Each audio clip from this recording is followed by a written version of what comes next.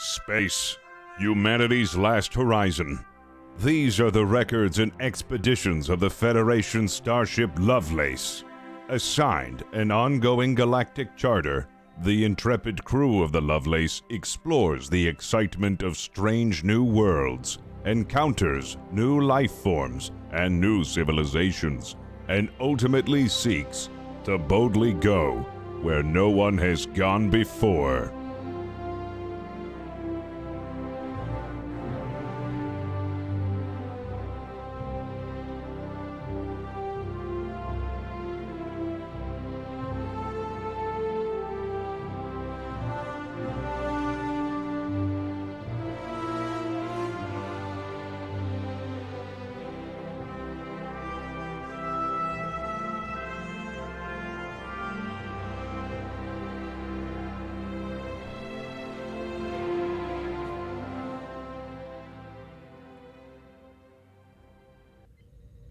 Hello everyone, and welcome to Fable Scraps' Star Trek Adventures Loveless. My name is Nicotine. I am the DM for the show. If you're joining us on podcasting apps such as Spotify or Stitcher, or on our VODs from YouTube, just know that we record this show live every Tuesday at 3 p.m. Pacific, that's 6 p.m. Eastern, here at twitch.tv/FableScraps.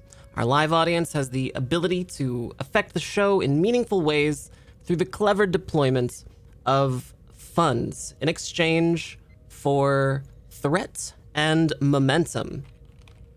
Threat is a pool of points that I, the DM, may use in order to introduce a complication to the crew of the Loveless. And momentum is a pool of points that the crew may use in order to make a reroll or learn information about a scene, etc. If you would like to do so, exclamation point coin in chat will get you everything you need to know. Luckiest Clover, thank you for the subscription. Thank you all of you who have subscribed thus far. I'd like to do a quick sound check with our wonderful crew. So we'll kick things off with Captain Lockstead, Fist of the Walrus. If Fist sounds good, let's get some ones in chat.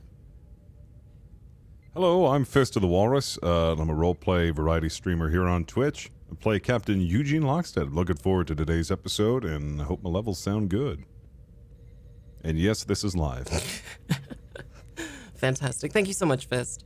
Next up is Lock the Raven. If Lock sounds good, let's get some twos in chat. You're muted, by the way.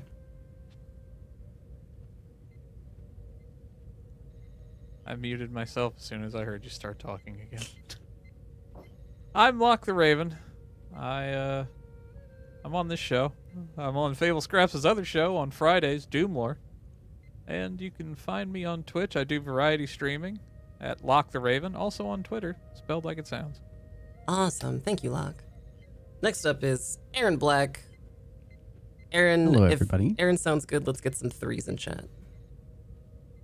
Hi, my name is Aaron Black. I am a writer, author, and I guess I should say role player. I guess it's fair to say that. And if you want to know more about my writing, you can find me on Twitter at Aaron B. Writes. Fantastic. Thank you so much, Aaron. Next up is Enovan. If Enovan sounds good, let's get some fours in chat. Hello there, I'm Enovan. I'm a streamer here on Twitch. Typically I stream roleplay and variety games as well. You can find me at twitch.tv/Enovan. That's ENEVUN. Perfect. Thank you so much, Enovan. My name, of course, is Nicotine. If I sound okay, let's get some fives in chat. And otherwise, I think we're good to go. Why don't you take it away, Captain Lockstead? Captain's log, stardate 44330.8. The Lovelace is traveling at high warp near the Curlian system near the Klingon border. We are currently transporting a group of Benzite scientists who are infected with some sort of incurable disease. The nearest Federation starbase is 18 hours away at Warp 7. I only hope we can reach them in time.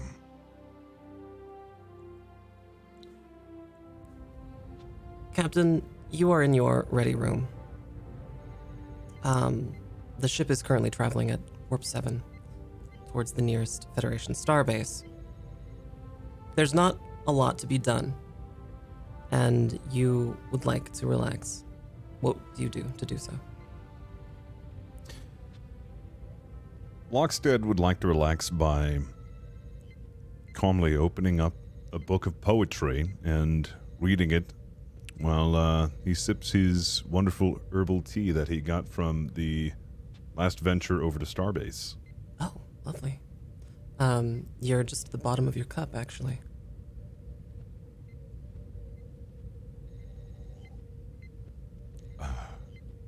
This really is the best tea to read poetry with. Gonna have to get some more of that. Computer. How far away till we reach our destination? Computer?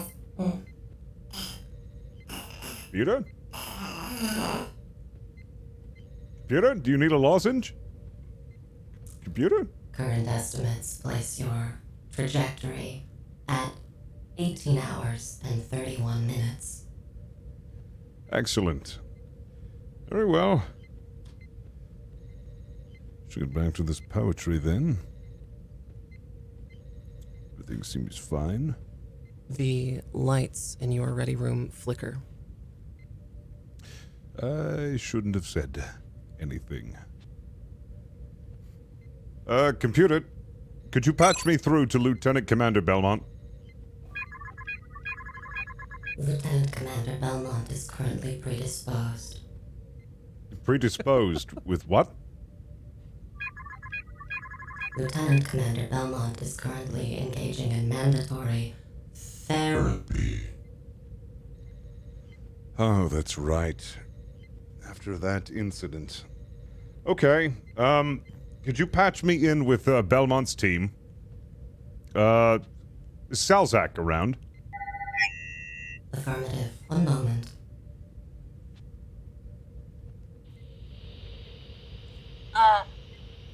Hello, Captain? Is this the Captain? Hello? Yes, this is Captain Eugene. This is Can you hear me? This is Alexon. Sorry, there's a lot of disturbance. Yes, what's going on? I saw the lights flicker. What's going on? Okay, well, the main generator is on the fritz, and we thought, oh, sure, well, we'll just switch things over to the secondary generator, which we have and is working fine, or so we thought. But it turns out the secondary generator is having some other completely unrelated issue, and now both of them are on fire. Put it out! Sorry. It's been a day. Can you contain the situation? Oh, it's fully contained, absolutely. We're just, it's difficult running at warp for this long, at this speed, with this ship. Understandable, but time is of the essence. Keep it going, and report to me if anything else comes up if you cannot contain the situation, but I trust that you'll be able to. Thank you, Captain.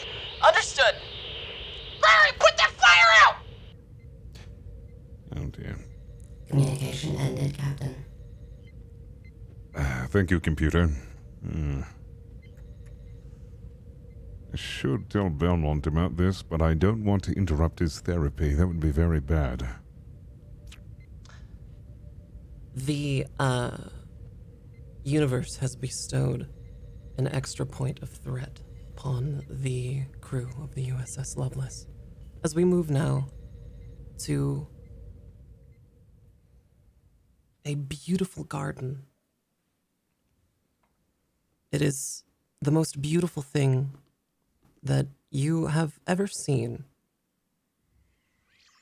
Lieutenant Commander Belmont.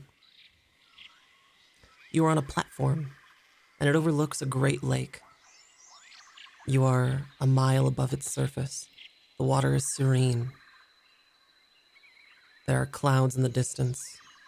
There are all manner of alien foliage from Earth. And there is a giant serpent. And it floats in the air. It has no eyes, but it has long tendrils that extend like gills from its side of what you assume to be its face. It is coiled and floating and about the size of a shuttlecraft. It seems relaxed, and you can sense that it is speaking to you.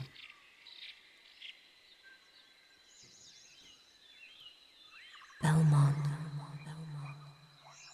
I sense Mhm. great concern in you. Be not afraid. Tell me I'm not. what distresses you so. Well, I want to get back to work. Um, but other than that, I'm fine.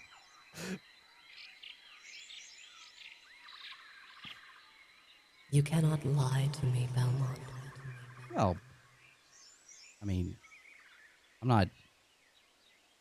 I'm not lying. I'm just. I don't really understand why I'm here. I mean, this is great. Um, I mean, this is probably the best I've seen that this holodeck can do. But and it's beautiful. But I don't understand why I need this. All of this. So yeah, I mean, I feel like I'm sort of wasting my time here. That is understandable.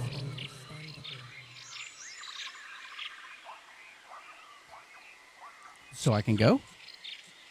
Do you fear death, Belmont? Well, I mean, I don't know. Yeah, yeah. Who doesn't? I mean, what rational person doesn't? I don't think about it. Um, because I think again, just like this, it's sort of a waste of time. Why think about something that's inevitably going to happen? You are a practical human. Thank you. You concern yourself with engineering, creation, imagination, Yes, valuable true. traits in your species. I appreciate that. Um, is that a bad thing? Your actions on the surface of the planet distress you. Well, I'm not not my actions per se. It's more like what people are perceiving my actions to be. I mean, one, it was an accident. Two, I mean, I don't think anyone was directly hurt because of my actions. No lives were lost. Right. So, what's to be concerned about? If anything, I did a service for all those people on that moon, and maybe helped bring to light in a very explosive way some of the issues there. And I hadn't slept in, I don't even know how many hours at that point, so I wasn't really on my game. And it was a crisis situation. I mean, I'm just not quite sure why I am here when there's just so many reasons that led up to that moment, and nothing really bad came from it. This is all correct. However, at our next meeting, hopefully we can convince you to believe it yourself. Thank you for coming. You may go. Thank you. And then Belmont turns around and leaves the holodeck. Belmont is not on the holodeck. As you exit the doors, the massive, massive doors, a section of the cargo bay is what you leave behind. However, it is not like the cargo bay you are used to. It is dark, impossibly dark. There is no sound from within. There is only heat, moisture, and some sense of something living. I think once coming out of this and then realizing where he was and probably knowing full well going into it is immediately like, why did I think that? And then he walks to, I guess, wherever the exit would be, just very, very concerned with his own sanity at this point. The door's closed behind you. The small electronic plaque outside reads Ada's quarters. I would go, okay. Made all right. hastily as if the ensigns who created it didn't want to stick around. Once on the outside, I think Belmont's going to maybe force himself not to jump directly to engineering things like he usually does in his mind, and try and think about what she says as he continues on. I guess if he's going to his post in engineering, or that, I guess, yeah, probably to his space and engineering, just sort of trying to think on what she said. Do I? Sure. Am I upset with it? As you leave Ada's quarters, we move next to Lieutenant Ram, who's currently engaged in an epic battle.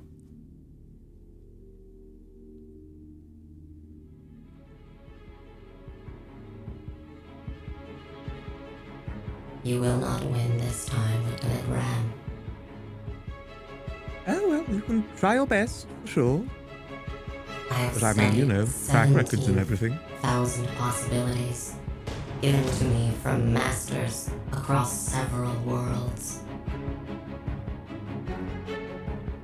Yes, there's many possibilities where I may lose, sure. But I would believe there's far more where I win. Lieutenant Ram, make me a roll. Just roll 1d20.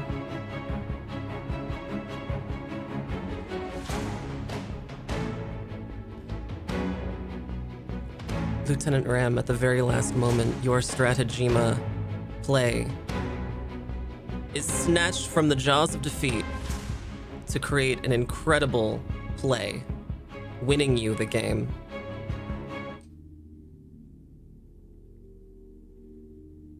Congratulations, Lieutenant Ram. Thank you, computer. Just goes to show, just because it's a low percentage doesn't mean that it is an impossible percentage. Deploying ram_is_the_winner.mp4.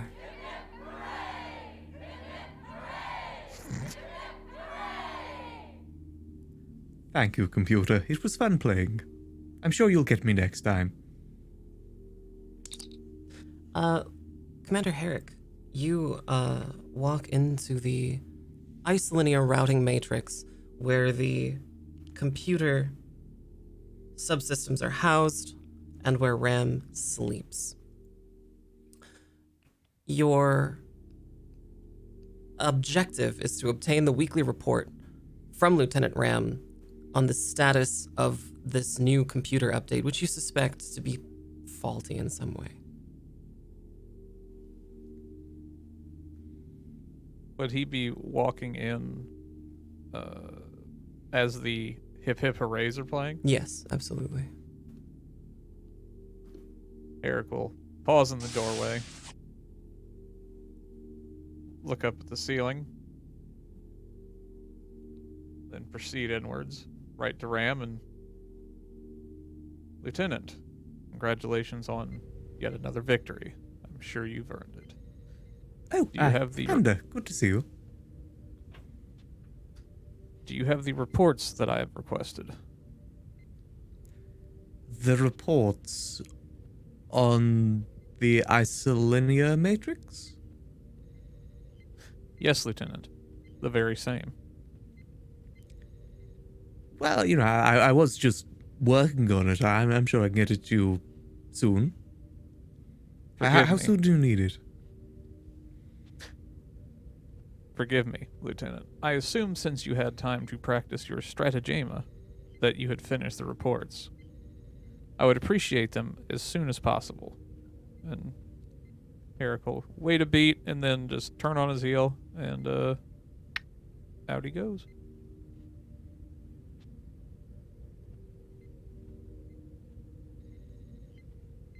Up for another game, Ram?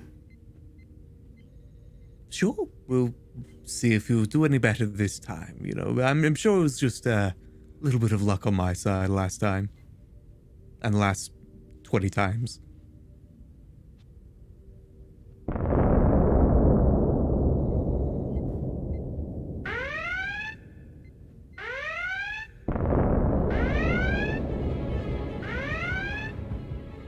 The ship is rocked by an explosion. Computer? What was that? The U.S. The USS Loveless has dropped out of war. Right. Is this a sound the alarm situation? I'm assuming this is a sound the alarm situation. Structural integrity is at 81%. Shield Right. strength minimal. I'm gonna head to the bridge. I would recommend alerting the others to do the same. The rest of the bridge crew. We can finish our game later. Captain, as you were sipping your tea, your new cup of tea, which tastes terrible, by the way, from the replicator, it spills all over you as the ship is brought out of warp. Ah! Well, it wasn't that good anyways, but it was hot! Computer! What's going on? Oh!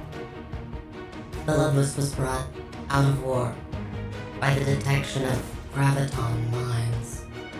Graviton set a red alert and inform bridge crew to report immediately. Bridge crew Oh. en route. Great. Oh, I need a new shirt. Oh, this is terrible.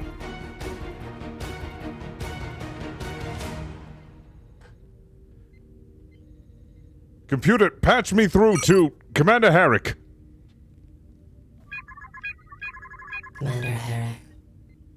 Herrick, I trust that you're on the way to the bridge. Do you have any news of what's going on? No, Captain. I'm waiting for Belmont to report in, sir. Wasn't he doing therapy or something? I do believe so. Oh, well, I hope he's learned something or thing or two from that. I would not know, Captain. However, I will check in with engineering. Belmont walks through the turbo lift into the bridge. There you are, Belmont. I trust Captain. everything went well with therapy. Oh yes, everything was. I don't know. I don't want to talk about it. And then he walks over to the console and starts. I can. What's going on? Apparently, we've run into some mines, and now our structural integrity has been compromised, which already is a bad sign, considering that things are not going very well at engineering the last time I called. What? Yes. Actually, the second generator and the first generator are in critical state, and everything was on fire the last time that I had called in. And I'm not sure of the status now, but I don't imagine it's any better. Commander Herrick and Lieutenant Ram both walk onto the bridge. Okay, one thing at a time. I'm gonna go ahead and scan around us. Sure. Go ahead and give me a roll. It'll be a... It will be a...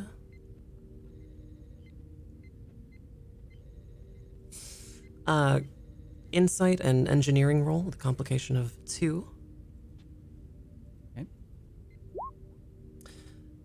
Sensors on the USS Loveless have detected a immense spatial distortion that is consistent with gravimetric mines used by the Klingon Defense Force.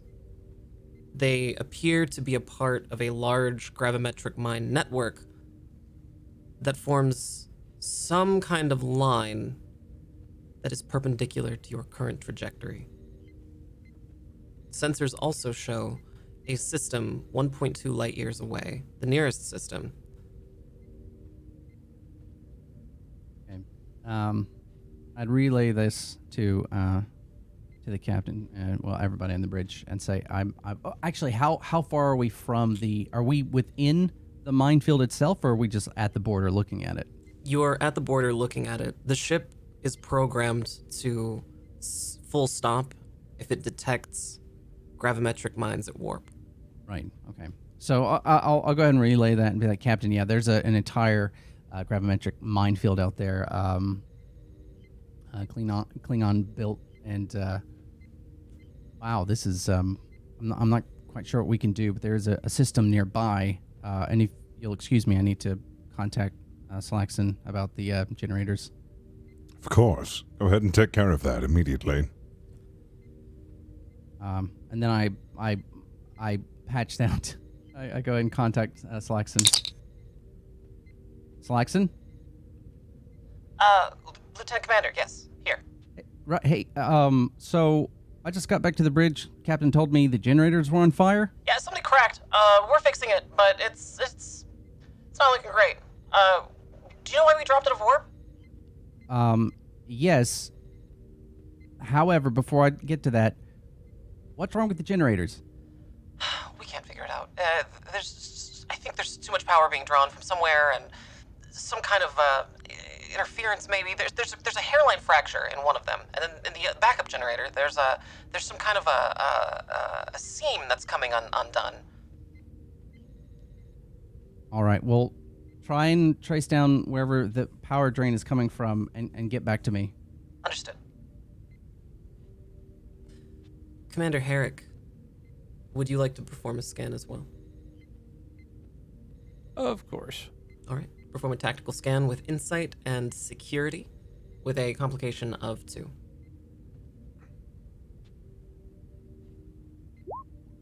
Okay, partial success.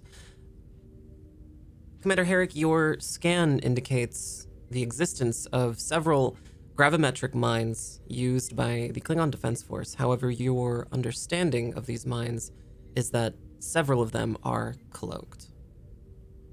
It is impossible to detect their exact location. However, you may be able to detect their location if you have a big enough reference point for the gravity distortion in this sector.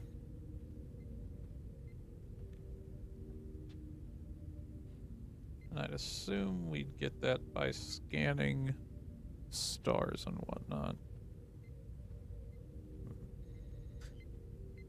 Okay. But as it stands now, the ship is at full stop, correct? Correct.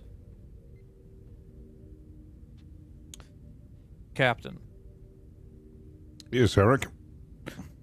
due to the nature of Klingon warfare, I would be willing to surmise that several mines are in fact in close proximity to the Lovelace, albeit cloaked. I would recommend we hold full stop until I'm able to determine the most probable pattern of the minefield. Very well. Belmont, I see that we've deduced what's going on with the generators. In the meantime, have all staff work to get the generators back online and then find the source of this issue, seeing as that you've already ordered that. Just be eagerly waiting the results. As for now, we'll just have to wait until we have a clear path through this minefield. Captain, Yes, computer? incoming call from Med Bay. Send it. The main viewer switches to a scene of the Lovelace's medbay, which is filled at capacity and more with benzite scientists who appear very, very ill. Their green skin, normally a nice, sleek substance coating their bodies, and a little fumigator at their necks, giving them atmosphere to breathe, is trying its best but not succeeding. Their skin is dry and cracked. Captain. Yes, we can hear you. Captain, why are we out of We've run into some mines, and we're trying now to navigate through them. How long will it take? We don't know, but we're working as quickly as we can. I see. All right. Please hurry. Of course. Is there anything else that we can do for you while we've hit this snag? Not without breaking quarantine.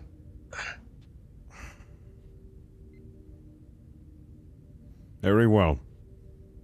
We'll let you know as soon as we're ready to go again. We've seen the lights. Promise you it won't be flicker. long. Is there a power issue? That is being handled. Do not worry. All right. Thank you, Captain. Captain out. The main viewer goes dark. Herrick, would it be possible for us to assemble a team in biohazard suits and assist the scientists? To what end would we be able to assist them, is the question. Well, any sort of comfort or anything at all while we navigate through this field. I know I don't want to break quarantine, but if we do, if we have our team properly protected, we might be able to do something. While all things are possible, Captain, one should consider the fact that, had we not fallen out of warp, we would not consider breaking quarantine, and until such measures are needed, I do not really see the point to them. It's just something to think about if it does take a long time. How are you getting on with navigating through the field, Herrick? Do you see some possible routes? What do you want me to roll to have Herrick start his, compiling? Your scans have already indicated that the existence of cloaked mines would be completely counterintuitive to any kind of trajectory through them. There's no way for the Loveless to know exactly where those mines are unless there's some sort of reference point.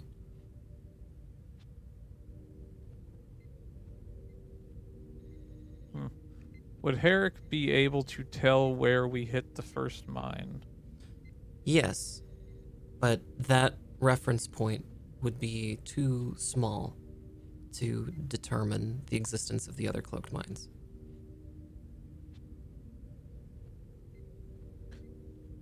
I would require a larger reference point to begin successful navigation, Captain. Would it be possible to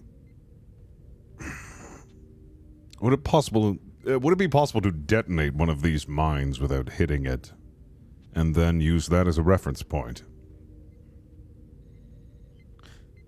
Without knowing where the mines are exactly, it may be possible to fire, say, a burst of phaser energy, or one of our torpedoes, and have it set to detonate at a certain distance out. However, without knowing exactly where where the mines are, it may cause a chain reaction and come back against the Loveless.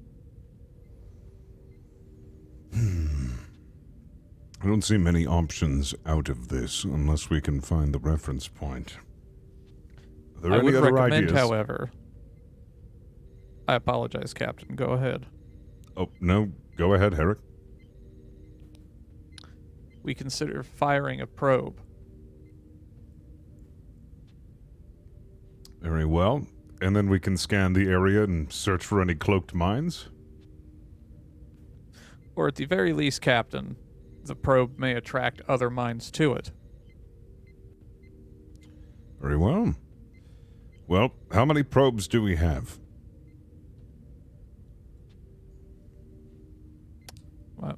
DM, how many probes do we have? The Loveless is equipped with 2. One of them is not very good.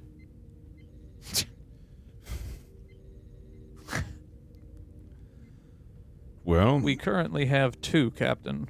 One is of questionable condition. very well. We're only going to get one shot at this. How would you like to pilot one of the drones, Herrick, and Ram, you the other, and see if you cannot draw out the mines and help clear a path for the Lovelace? Yes, I'm quite familiar with the drones, so I can probably do pretty good. I can fly both of them if you want. Well, I would like for full attention on each individual drone, as we only have 2 of them, so I think it would be preferable if Herrick navigates one and then you navigate one to give full focus and attention on it. With all due respect, Captain, I do believe Lieutenant Ram is built for this. Well, if you insist, then Ram can pilot both. Very well. You may proceed, Ram. Thank you, Captain. Ram, do you take the umbilical in the back of your neck and plug into the computer? Yep, you just go and just pull it on over to the computer. Hello, Ram. Hello, computer. As Ram speaks to the ship's main computer, the rest of the bridge crew can hear only an extremely fast, one-sided conversation on Lieutenant Ram's part, mostly mumbling, small bits of conversation here and there, but incredibly difficult to decipher. Are we taking the probes out today, Ram? Indeed we are, computer. We're launching both of them. Did we name them Romulus and Remus on purpose? I just thought it was nice names. Understood. We'll take Romulus out first. The one in poor condition, yes? Yes, and then we'll take his brother out as well. Understood. Loading Torpedo Bay 1. Probe armed. Deploying now. Lieutenant Ram, the first probe is launched from the aft torpedo bay. It is difficult to sense, but your entire body is given an extension of itself, a new limb.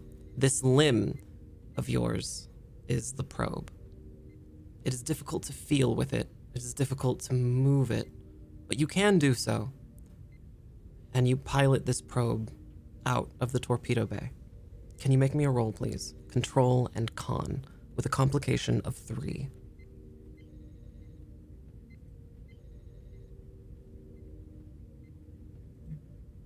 Control and con. That's right.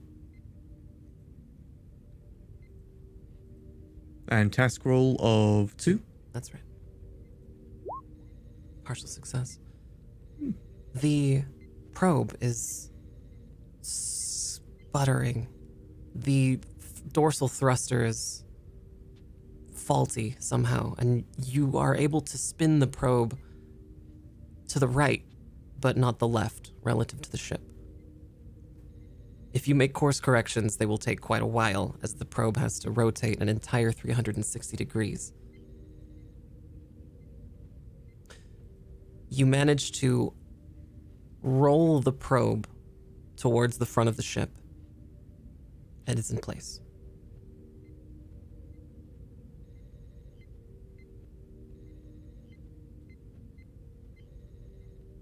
Right, computer? Should we launch the second probe now? It's up to you, Lieutenant Ram.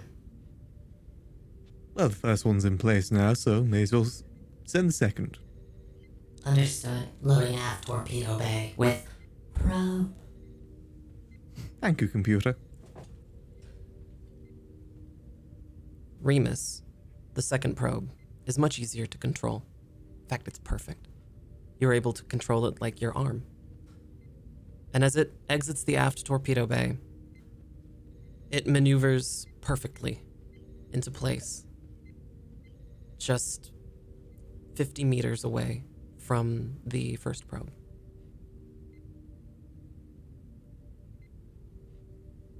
Right, Captain. Both probes Yes. are now in position. Excellent work, Ram. Well done. Let's see. Do you think, you think we'll be able to clear a path out from here, or do you think it'd be better if we just figure out where the mines are and then chart a course from there? It might be better to find out where the mines are beforehand so it's easier to plot a course. I'm good at flying, but I'm not see invisible mines good at flying. Very well. By the way, Belmont, how are the repairs going? Yes. Go ahead and check in on that and see how things are. Absolutely, Captain. I'll contact Alexson. Lieutenant Commander, yes, hi. This is Alexson. We're working on it. Is that what you're calling about? The generators? Yeah, have you been able to track down anything? You where still the have power on the generators bridge, right? Yeah. Okay, just checking. Do we not have it in other No, places? we're fine. Right? We're fine. Everything's All right. fine. Have you tried sharing the load between the two generators? We're actually trying that right now, so Okay. that's what we're testing. What we're doing. Because we absolutely know how to do it. You're not filling me with a lot of confidence. Do I need to come down there right We're now? reading the instructions. We're just reading the instructions. Gregory, put that down! We're reading the instructions. It's fine. We'll handle it. Belmont, I would feel immensely better if you went down there to help Yeah. them. Yeah, Captain, I'm gonna head down right now. This is, yeah. And then he leaves the bridge to head down to engineering.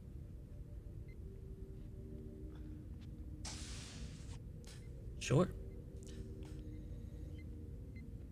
What is our course, Captain?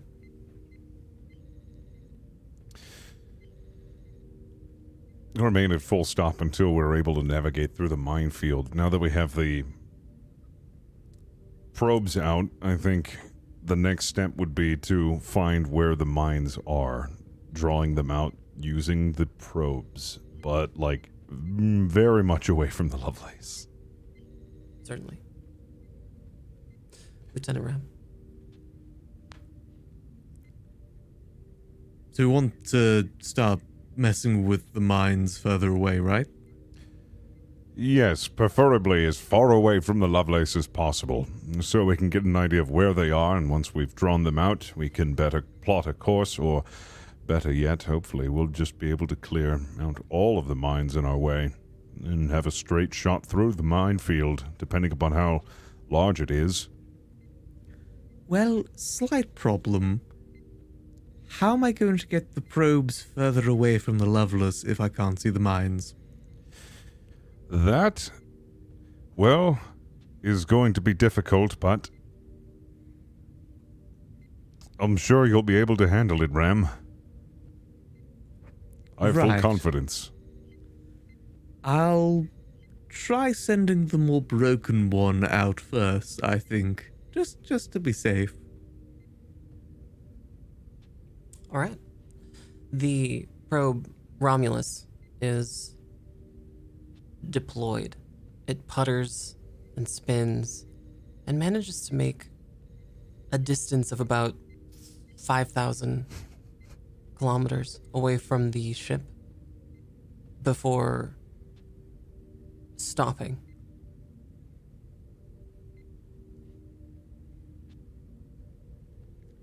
Right.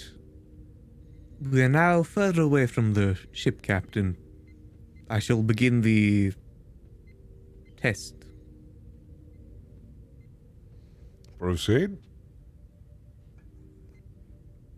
The test that you run is meant to detect gravimetric distortions, and it detects everything all at once. The sensors on Romulus are clearly broken. There's nothing but full red scales on every single metric that you can read. Every single telemetry reading is completely off the charts. On second thought, I'm not sure if we can rely on the readings of Romulus.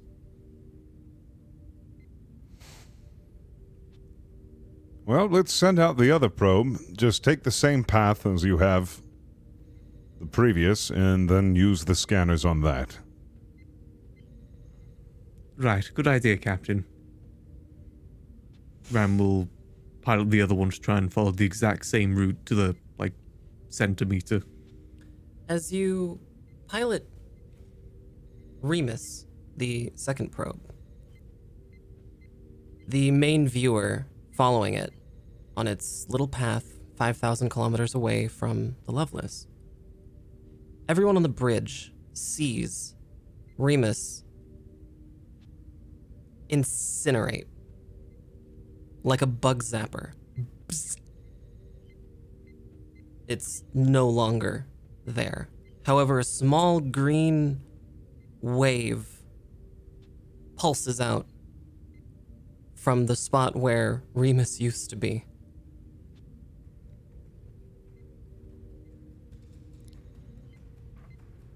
Well, bad news, Captain. What's that, Ram? Remus is offline. Offline? Did it hit a mine? Yes, I would probably assume so, yes. Where's the chain reaction? Captain, Yes, computer. incoming hail. Send it to main view. Before the computer manages to send the hail to the main viewer is overtaken by the decloaking of an extraordinarily large ship. It is a Klingon bird of prey. It is massive to the USS Lovelace. The main viewer changes from this view of a decloaked Romulan bird of prey, Klingon bird of prey, Uh-oh. to Now things are to really a bad. Klingon bird of prey, to the Klingon captain, who does not look pleased.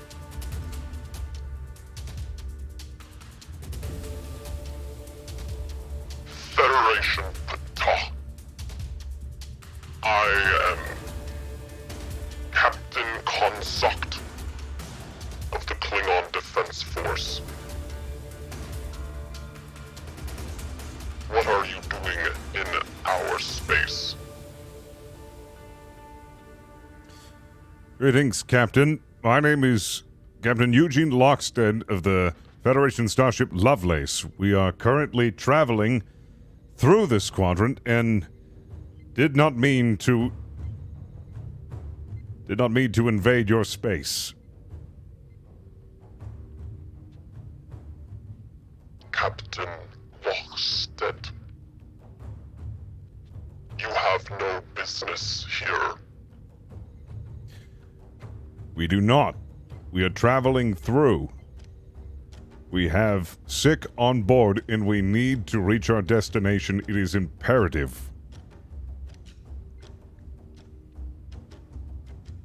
You are here at an interesting time, Captain. How is that? Several Klingon outposts have been destroyed in the last 72 hours. We suspect by Federation interlopers. You suspect? Video evidence was destroyed. However, a lone survivor was able to recreate an image of the attacker. You think Starfleet is attacking Klingon outposts? We believe the attacker is Federation. Yes. That is quite the accusation. Show the image. The main viewer is overtaken by a crudely drawn image of what appears to be none other than Lieutenant Ram. Is it macaroni art? Sorry. It is unmistakable.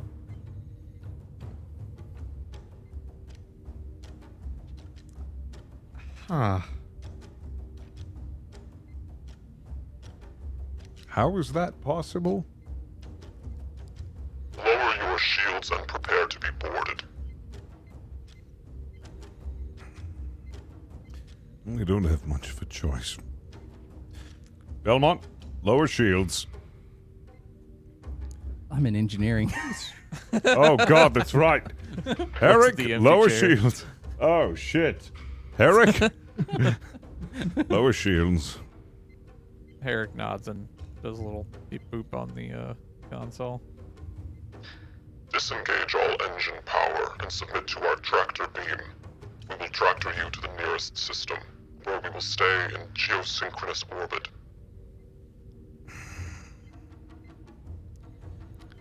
Very well, but we must warn you that we have scientists aboard who are in quarantine. A likely story, Federation, but ta. You can scan and see for yourself. Consort out. The main viewer goes dead. The ship is brought into a tractor hold, and the entire USS Lovelace shifts uncomfortably as it is brought, towed, manually by the Klingon Defense Force and Captain Konsokt.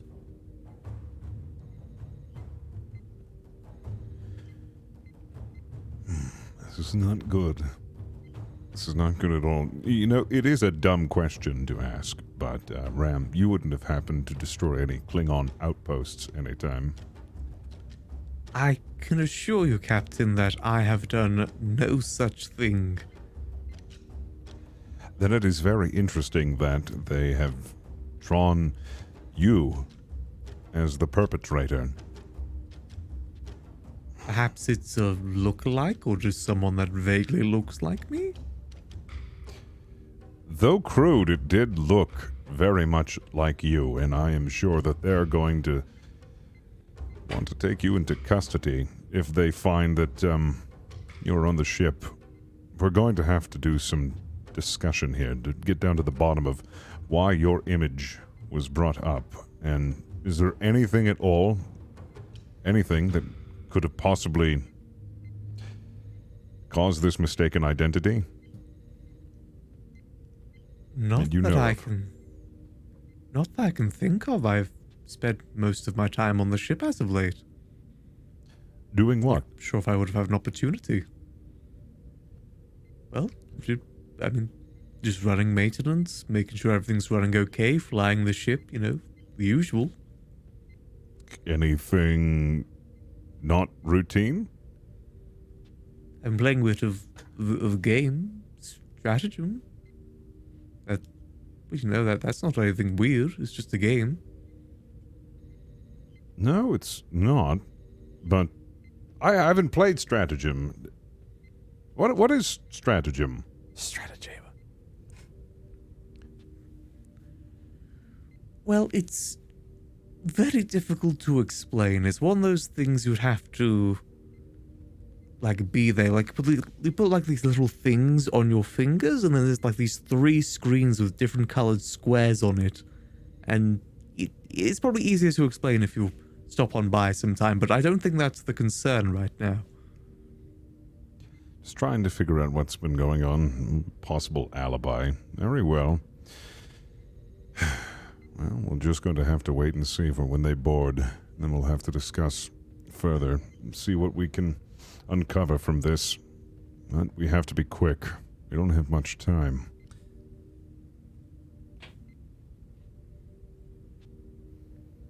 Very well.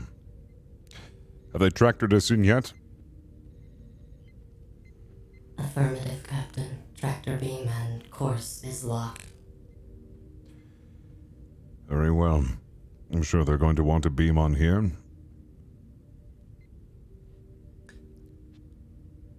Could you send them coordinates for the bridge? Affirmative. Estimated time of arrival. 3 hours. 3? Could you open a hail to the ship?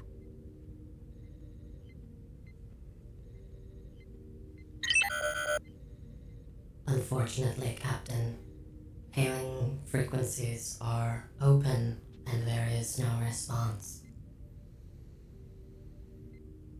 Try it again. Sorry, Captain.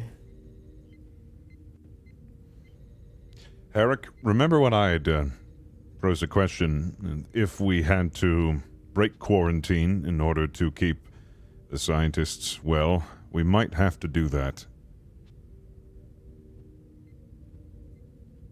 Understood, Captain. Could you assemble a team, get them biohazard ready, and send them down to Medbay and see what you can offer as far as assistance to the scientists, seeing as we are going to be here for a while? Right away, Captain. Thank you, And Eric. Eric will begin getting that set up. Herrick leaves the bridge.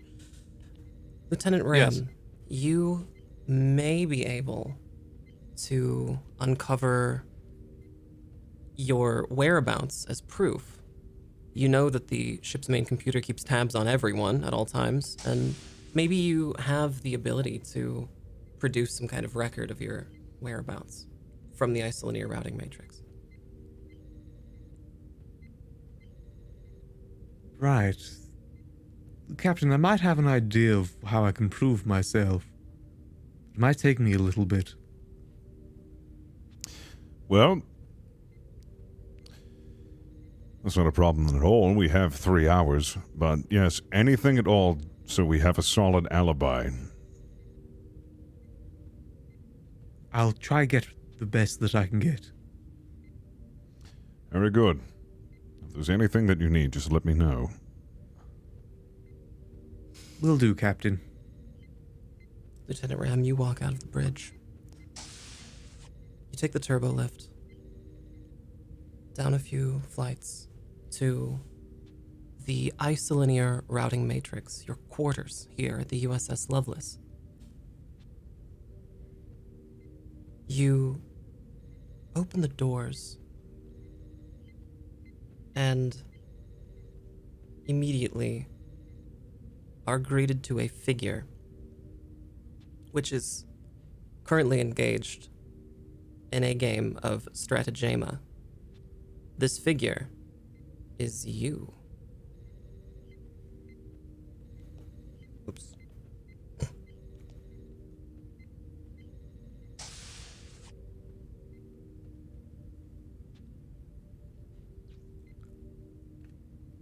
Well then, I suppose I will see what a computer of your aptitudes is truly capable of. You stand no chance. Well, people have said that to me before. Calculating possibilities. Several thousand possibilities of me winning. Well, there's always a possibility of an alternate possibility. The stratagema game immediately falls into your favor, and a win is inevitable.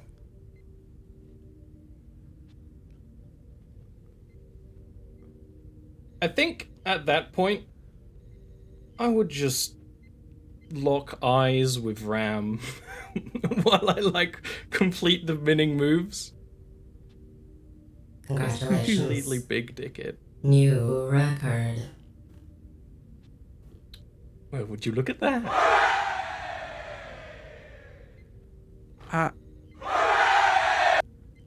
Computer? Who is this?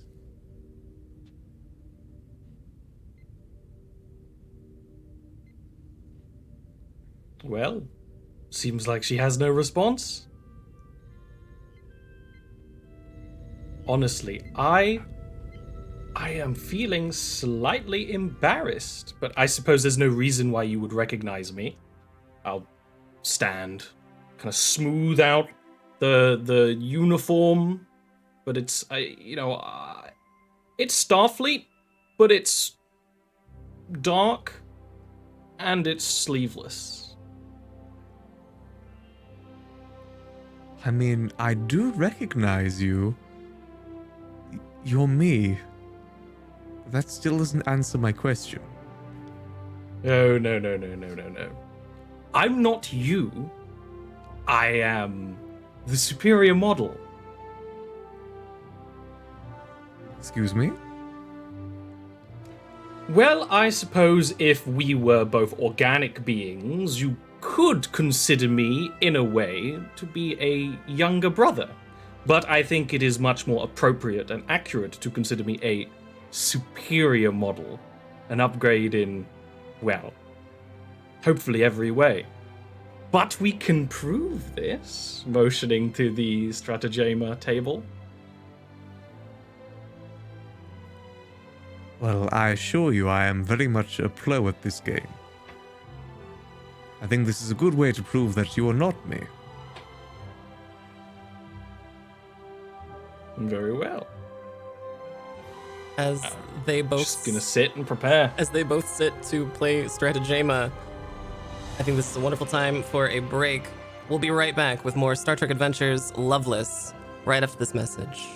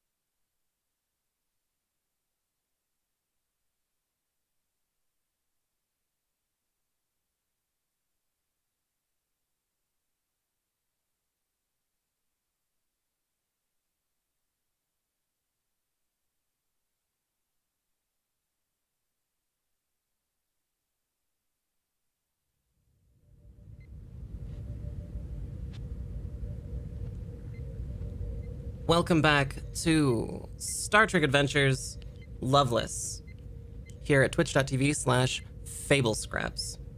We are joined today by our regular crew plus Olorant, who plays Rom. We last left our crew in the isolinear routing matrix, aka Lieutenant Ram's quarters, where Lieutenant Ram happened upon an identical version of himself.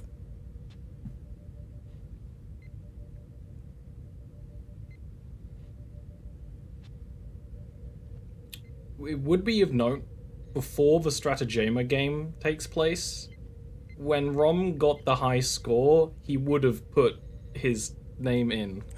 You know, it only lets you put in 3 letters, so... Absolutely. Just so it's now there when they set up the new game. Absolutely. Perfect. Right then, let us play.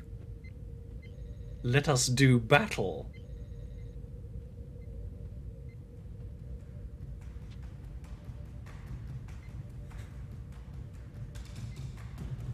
Commencing Okay. game. Lieutenant Ram and Rom are locked in an incredible battle of Stratagema.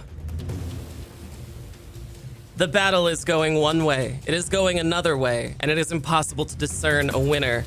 However, it is clear that Lieutenant Ram is focusing far harder on this game than Rom is.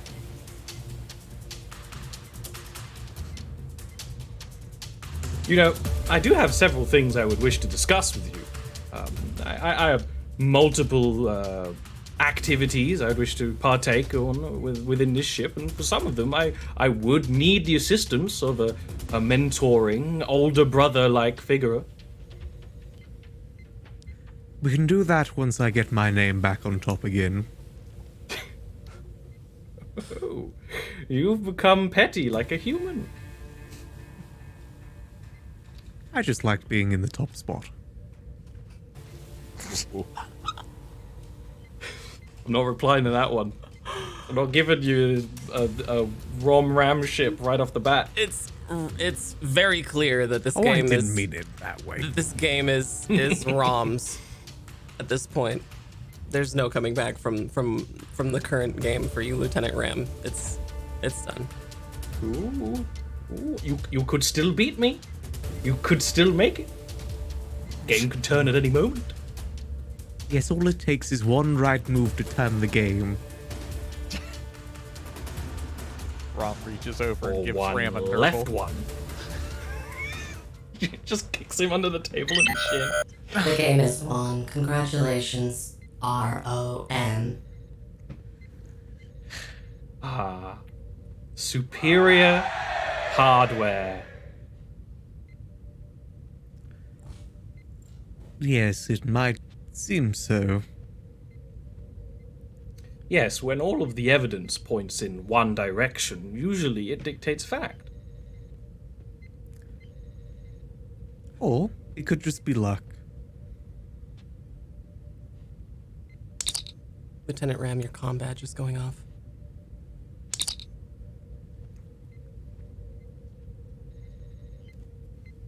Ramwood, press it. It's Commander Herrick. Commander Herrick wants the report.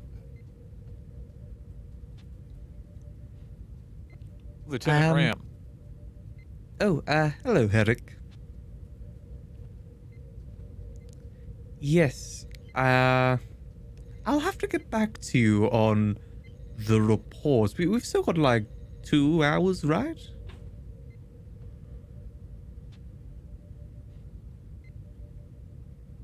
You know, I'm having a hard time processing just how Herrick would respond to both Ram not addressing him by rank and still not having the damn job done. Thank you for being understanding, Herrick. Ram will then turn off the communicator. Herrick's gonna hit his comm badge. Computer.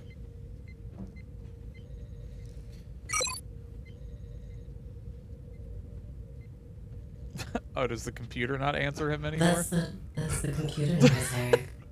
You're supposed to, you wait for it. That's the noise that makes it so that, the computer is listening to you. And then when I'm thinking really hard about something, I do this, or I do this. And if I don't like what you say, I do Oh my that. god, Herrick's been punished. This is just punishment. This is the punishment ship. Negative, this is the USS Loveless. No, this is punishment. Negative, this is the USS Loveless. He's in some sort of Vulcan hell.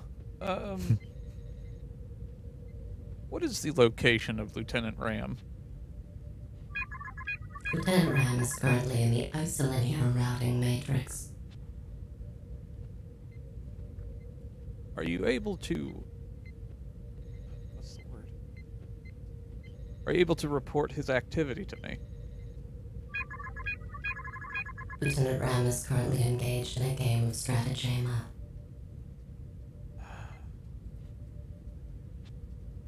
Thank you, computer. And Herrick is going to beeline straight to the isolinear mainframe room. Okay. As you open the door to the isolinear routing matrix, you are greeted to a sight of 2 Lieutenant Rams. Herrick's gonna hit his comm badge. Security, report to the isolinear mainframe. Understood. Commander, I was just about to go get those information datas for you. We were just having a quick Double game. time! Jeez, do you have a stroke? So he hasn't been beaten at this game before. Clearly flustered. Lieutenant, Yes, Commander? we will talk about your dereliction of duty later. Why are there now 2 of you? And where are his sleeves? Well, I'll let him introduce himself. Did Herrick just catch Ram playing with himself in a closet? Rom will step forward and give like a little bit of a bow, kind of in a jaunty way, and will say that you may refer to me as Special Operative Rom. I am, in many ways, the superior model to your Lieutenant Ram, and I am here on official Starfleet business. Yes, Herrick's- this is Rom. Herrick's eyebrow, if it could go any higher, would probably hit his hairline. As you can see, one thing he's better than me at is definitely ego. Herrick's going to hit his comm badge. Captain Lockstead, Yes, come in, Commander Herrick. were you aware that there is a second RAM-type android on the ship? No, I was not aware of that fact. It claims to be the upgraded model and goes by the name ROM. One moment, Commander Herrick. Computer. Look up the ship's roster. When did we acquire a ROM? No crew member by that name is listed in our registry. Commander Herrick, ascertain exactly when ROM arrived on this ship. This might actually prove to be valuable information considering that the recent events the Klingons had told us. We're all very dehydrated. We,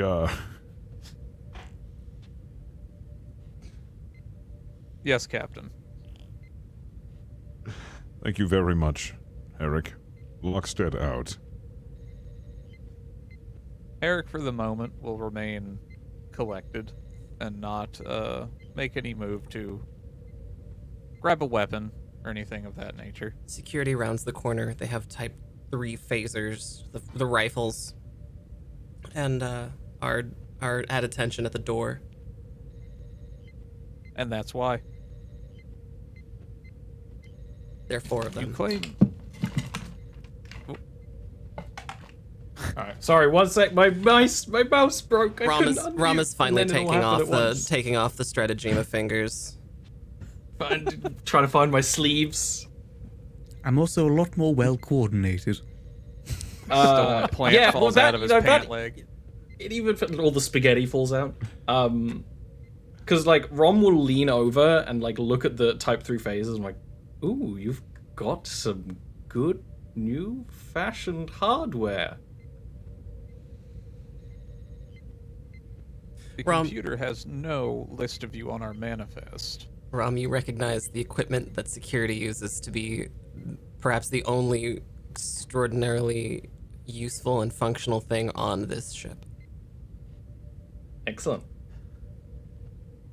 Well, of course, if you were to be on a secret operation, would you want your designation listed? And Rom will take from a pocket a sleek black Starfleet badge. It's not like pinned to his chest or anything. He'll just show it enough, assuming that Herrick immediately understands. I see. In any case, you must come in to speak to the captain. Oh, but of course. I was hoping to have a little bit more time with my dear older brother, but I suppose I will get to meet all of his friends. It is probably best that you get situated with the captain. We can have our rematch later. Lieutenant Ram, Yes? I expect reports expediently. Right, yes, I'll get to work to it just after I check that the stratagem game hasn't been tampered in any way. Now, Lieutenant Ram. Yes, Commander. And with that, Herrick will back out of the room and motion for... Yeah, Rom will play prisoner, perfectly happy, hands behind the back, very straight walk. Exaggerating it. Yeah, it's almost like a kid playing soldier, but also knowing exactly what to do. But he's also not hiding that he's looking around at everything, at like the security personnel, at like the names of the bays and things like that. Certainly. Commander Herrick, you and your prisoner and security team make their way where? Wherever Captain Lockstead's current location is, I believe it'd be the bridge.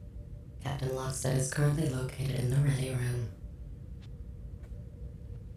And that's where they would... Well, actually, first Herrick would, do the little chimes on the ready room once they get there. Oh, the doorbell. Yeah.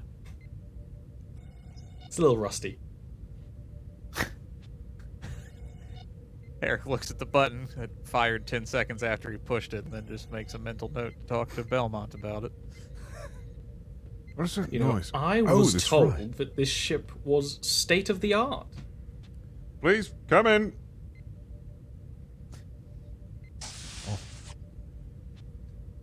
Captain, I present Rom. Sorry. Rom? Herrick will... Yes, I'm sure walk that in and- could be quite confusing. There is no need for Christian surnames here. I am Rom, the superior second model of your Lieutenant Ram. Think of him like my little brother. Ram came too? Lieutenant Ram, are you in this room as well? You can be. Maybe you went with security. Ram probably would have gone with security to make sure they got there. Got it. And it's for the introduction to the captain. Absolutely.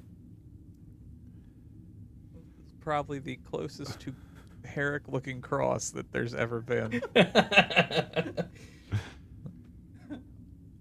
I'm a little perplexed. You aren't on our roster, and here you are on our ship. Why are you on our ship? Well, that's quite easy to explain, my good captain. As of Article 14, Section 31 of the Starfleet Charter, in times of extreme threat or missions that are of grave importance to the Federation, sometimes unorthodox actions are required. Being aboard this ship and not on its roster is definitely required for my continued operations, assisting the Federation. Continued operations of what? This is standard. We usually do this sort of thing without any interference from Starfleet. Exactly what is your prerogative? Oh, trust me, Captain. It has nothing to do with the coughing, wheezing benzites that you have in your medical bay. That's merely an unfortunate and somewhat icky coincidence. So, care to explain why you're on my ship? Yes, well, about that. I do require interfacing with your ship's computer and gathering all information that you have picked up on your current journeys, and anything that Lieutenant Ram has added to the computer's internal databases, but of course I can only do such a thing with a captain's permission. As with that, there are several other affairs. I Such would as? require some assistance into this. Well, I did look out of a window while I was wandering your halls and noticed the Klingon bird of prey that currently has us quite proverbially in its claws. Yes, and we will get to that because this is an interesting development that might involve you. But we have yet to see. You will not get my permission to search anything of this ship, and we are going to get down to the bottom of this. When did you arrive on this ship? Well, that would have been the last starbase. You... Oh. How Computer. fun. Captain, Status. life support in medbay is failing. Failing. The Patch me through to Belmont. the threat meter is reduced from 4 to 3. Belmont, we're losing life support in medbay. What's going on? hold on, Captain, hold on. And then Belmont runs over to a console to look at life support in that area. As it turns out, the experiment of using both generators at once overloaded a conduit near medbay, and that conduit leaked plasma all over the life support systems for medbay. Hi, Captain. It's a Oh, go part. ahead, It's a sorry. piece of life support that is incredibly complex and extremely difficult to replicate. It would take you at least several hours. Okay. Captain, the issues we're having with the generators, it has overflowed into life support, particularly there. And just to ask, it is localized in that area? The life support is failing there? Or is it throughout the ship? It's localized to medbay. Okay. So, Captain, the life support localized, it's failing in medbay, and I'm not going to be able to fix it fast enough. We're going to have to move them if we can. Very well, Belmont. We'll get right towards transporting the scientists from sickbay. Do what you can there. Commander Herrick, you understand that moving these benzites represents a risk of quarantine that would be detrimental to the crew of the USS Lovelace. They must remain in place.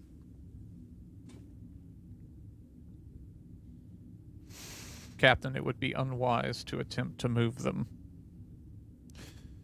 Do you have any suggestions, now that life support is failing? Would it be possible at all to provide life support systems or something of that means to them? Captain, I may have a suggestion, Rom says, with a shit-eating grin.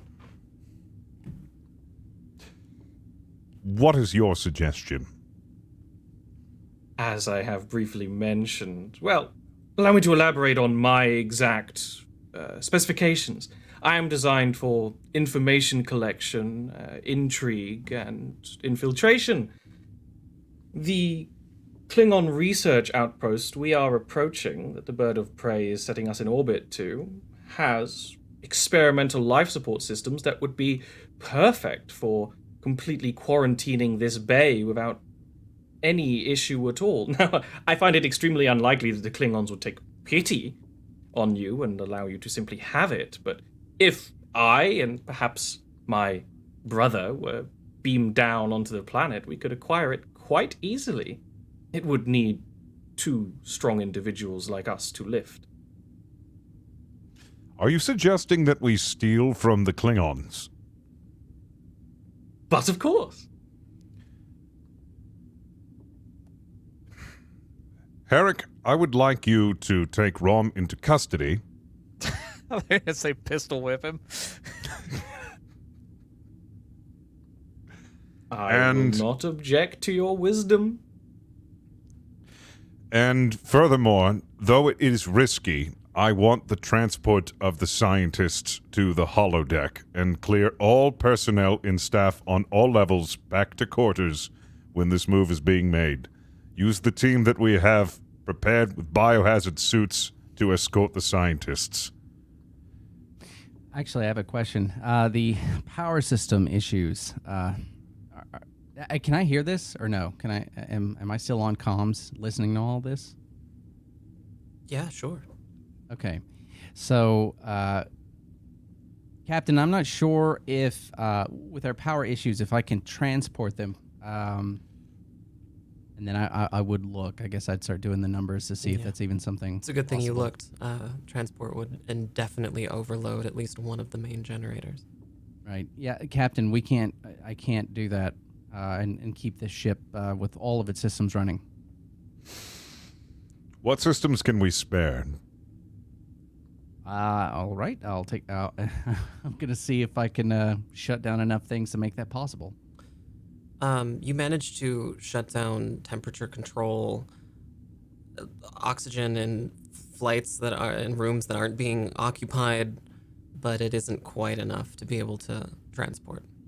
Right. Okay. Additionally, the tractor beam is making it very difficult to get a lock on anything. Captain, I'm not gonna be able to do this. We do not have the power. I can't believe I said that. Oh, you are getting desperate, Captain.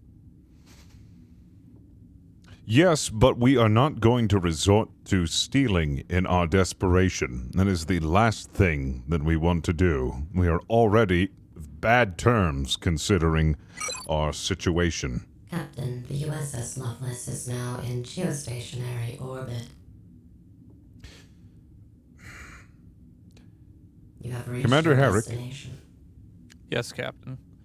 I'm going to open another hailing frequency and see if we cannot get some sort of assistance. In the meantime, I think it is imperative that we keep a close eye on Rom. Please escort him away from the bridge for now, and I'll contact the Klingons. Yes, Captain. And Eric and his 2 security officers, and actually Herrick would think better about it and hit his comm badge again.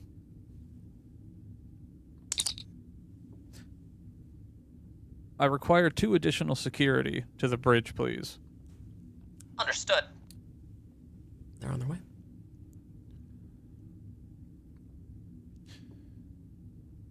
I'll Ram? get him underway in a moment, Captain.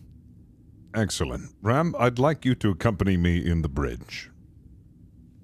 as you leave, Rom will sort of say, "My offer will remain open until the benzites die, of course."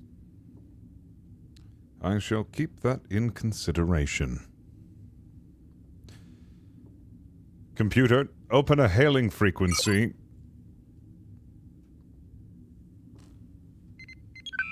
Hailing frequency online. This is Captain Eugene Lockstead of the Starfleet Lovelace. We are in dire situation. We need assistance immediately. The main viewer is overtaken by an image of the Klingon captain.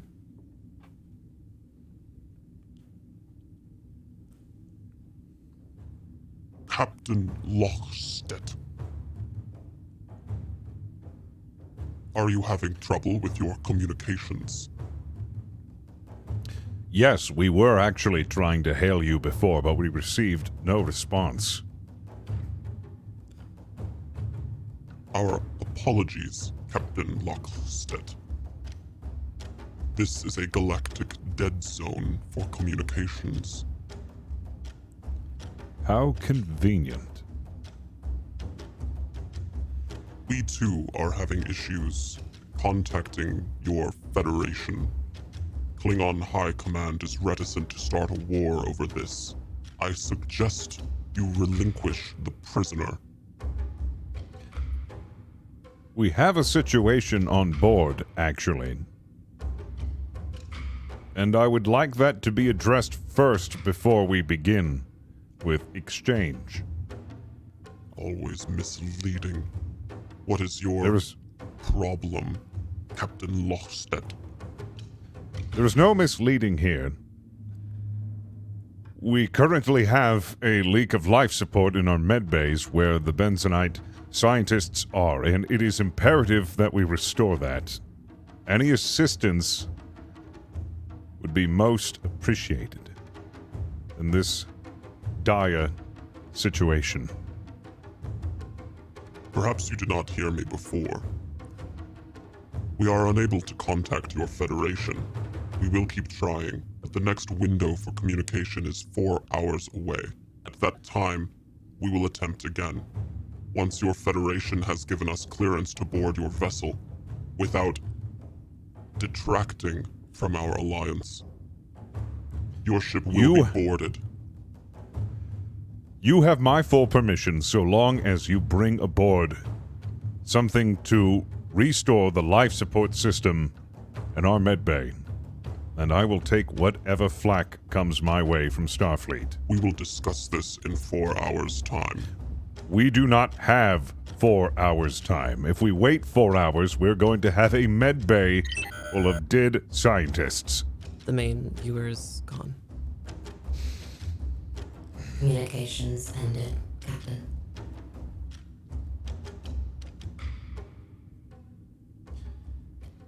Computer, patch me through to Commander Belmont. Commander Belmont.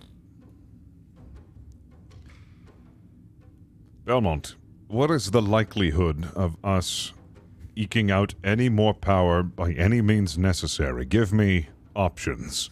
At this point, Lieutenant Commander Belmont, you would be trading life support for the crew, for life support for the benzite scientists. Right. Captain, they're not... I don't have many options right now. I'm barely keeping all of our systems afloat and trying to route anything in that direction. I don't know what that will do to the systems. Until I can find where this power is being drawn, I can't do much. I see. Power's being drawn, though. Do we have any leads into that? Can you give us an idea? Yeah, it's leaking all over the Jeffries tube where the medbay is. Oh. That's right. Yep, it's in the tubes. Oh, jeez. Gregory, get in there. Gregory's already there. I've got my people on it, Captain. It's just it's incredibly delicate, intricate systems, and has to be handled very precisely, or we're just going to cause more Is that damage. the captain? Yes, Gregory. Get Tell back to him I work. said hi! Anyway, Captain. Just give him Gregory. Just give, I wish I could give you more options. I don't have any. Not with the way our generators are right now, and with the damage, there's just not much I can do. Very well. Thank you for your assistance. Lockstead out.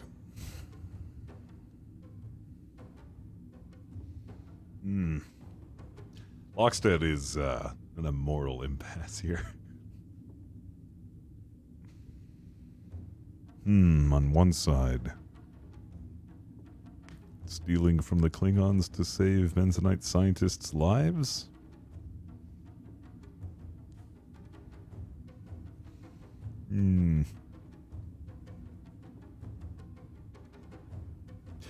Computer, patch me through to Commander Herrick. Commander Herrick. Commander Herrick, do you read me? Yes, Captain.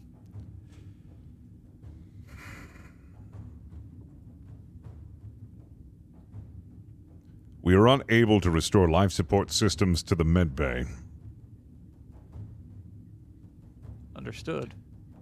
And we are at risk of losing the scientists, and I understand that transport is non-negotiable.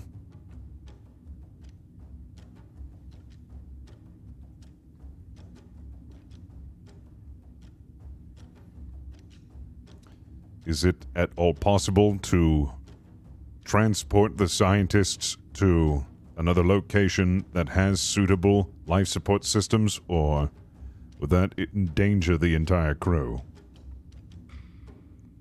It would be possible, Captain, but as you said, it would be at great risk and potential cost to the crew. Then, Herrick, consider this option, that we go with Rom's plan. Though strange that he knows of equipment that can be used in this particular situation, I do find it rather convenient. But I am out of options. We are getting no support from the Klingons. Then I would posit this, Captain. Seeing as how he is so intimately familiar with the issues we are facing, I would say it is convenient that he is also on our ship, unknown to us, as they have begun. I find that very convenient as well. However, I am left with very little options.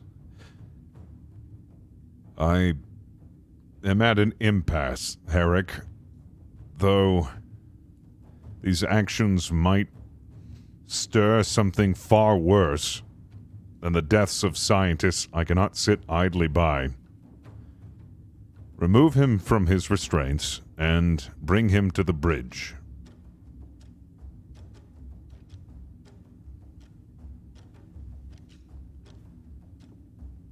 I will await you there. I have a tiny crewman that needs something.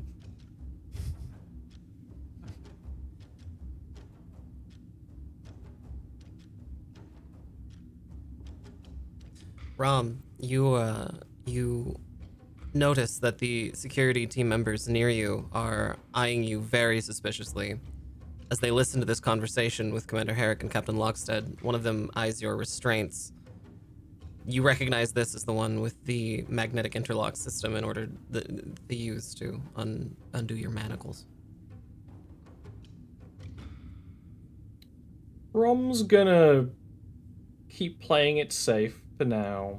Rom's not gonna prison break, but he definitely runs through the situation in his head, just sort of positing it, and he will kind of like lean forward. You're holding that phaser wrong. You have more control if you slide your hand up there.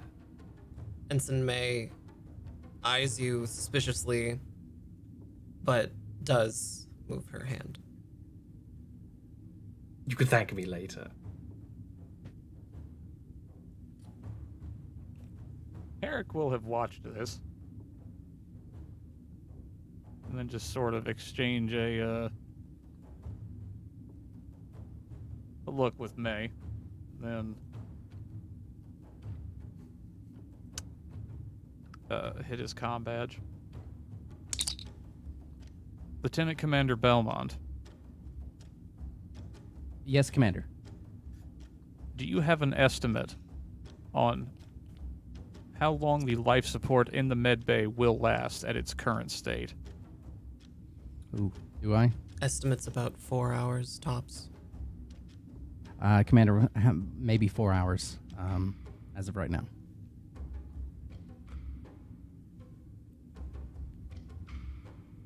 Understood. Herrick will cut off the communication.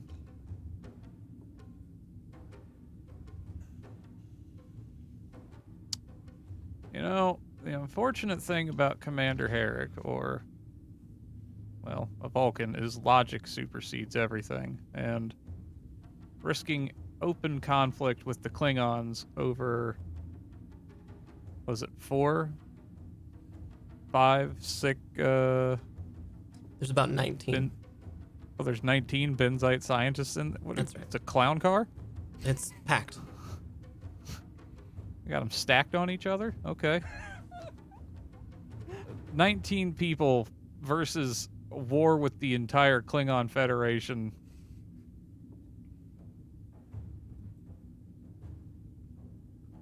I think Rom would recognize this look.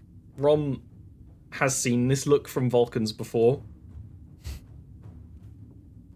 I can make it look like an accident. No one will ever know that we were there. This whole star system is a behest with nebulous solar winds that cause all kinds of chaos. If the shielding on that station were to go down in one little bit for one moment, well, then something could just be vaporized. Herrick is now almost absolutely certain it's Rom that's destroyed all those outposts. Because he just offered to kind of do it again. Herrick will just kind of put Rom into one of those force field held holding cells and not uncuff him. And then he'll proceed to he'll post his guards and proceed to Lockstead's location. Okay. Speak to him directly. You meet with Captain Lockstead. Captain, Commander, where's Rom? I have placed him in a holding cell in the brig. And why is that? I'm almost certain that Rom is responsible for the destruction of the Klingon outposts. You're certain of this? He just implied that the station that we are near might have a fortunate or unfortunate accident if we needed to do what he suggested. I see. In any case, Captain, allowing him free rein is most certainly a poor decision. I'll be honest with you, I'm getting desperate, and his idea wasn't half bad, but I see now that it is not a wise decision to give him free range. I admire your judgment of the situation. As it stands, the Klingons cannot come aboard this ship until they have gotten in contact with Starfleet. However, would it be possible for us to beam to the Klingons? Would that not be possible either, without Starfleet's permission?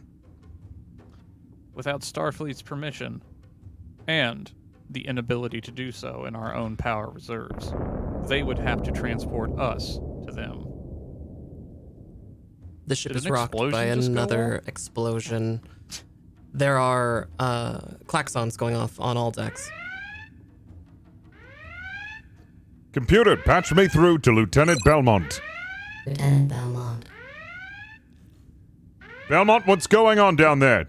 Belmont, another problem with the backup generator has occurred, and you recognize now that there are only about 3 hours of life support left for not just the medbay, but the entire ship. Well, Captain, we one of the generators just finally went, and now life support is we only have a few hours for the entire ship. I have no idea why this is happening. None at all. Is there some sort of disturbance that's causing all of this? I could have sworn that we had this maintenanced. It can't be old. I mean, I'm gonna try and do a. Would Belmont have an inkling that this is sabotage at this point, or would he still be in the Unknown? What the hell's with these systems? Unknown. Unknown, right? I don't know, Captain. I mean, we're so busy chasing down one thing after the other. We talked about giving the crew breaks. If you remember, last time I had them running 18 hours straight. So I'm adhering to that as well. So it's a little difficult right now. Well, I would dare hope that anybody currently on a break is off break, as this is red alert. Well, at this point, yes, Captain, but before this point, no. Very well. Well, let's not blame it to that. Try to see if there's anything that you can figure out or deduce as to why these systems are acting so haywire. I'm on it, Captain. Very well. Captain Lockstead out. Commander Herrick, we only have 3 hours left for life support on this ship and in the medbay, and it seems almost fruitless to be in contact with the Klingons. They can't do anything either. I think it's time that we try something a little more drastic. Your suggestion, Captain. My suggestion is that we board the shuttles and we make our way, with hail or without hail, to the Klingons and deliver Rom.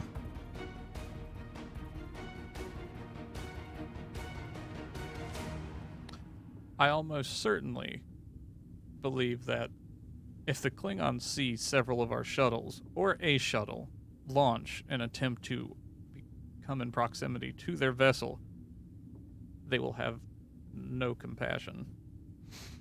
Well, then let's bring it up to a hail and see if we cannot convince them. Rom, from the bridge, you have been constantly tinkering with a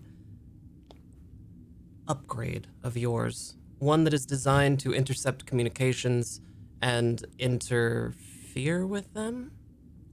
You've heard this entire conversation through the ship's computer's microphones and are able to respond should you desire.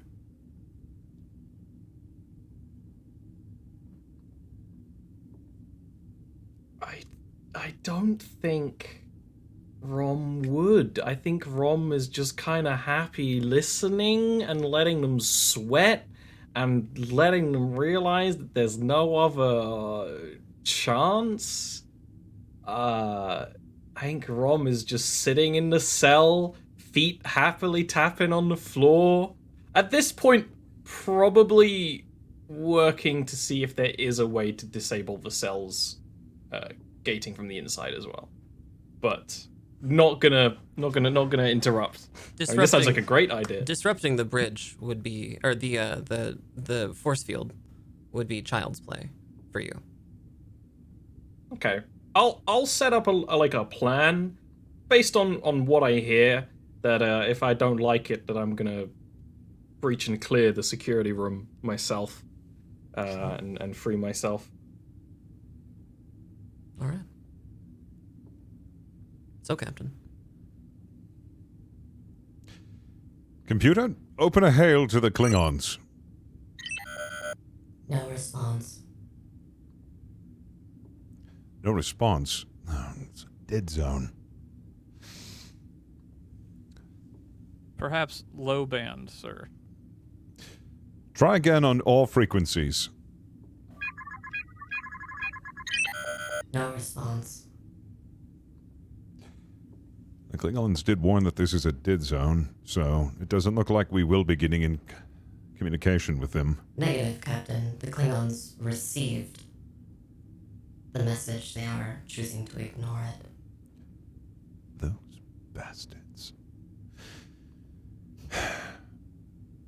Herrick, do you have any suggestions? Since the computer has established that the Klingons are indeed receiving your hail, you may dispense with the pleasantries and simply be direct with your offer. That may get their attention.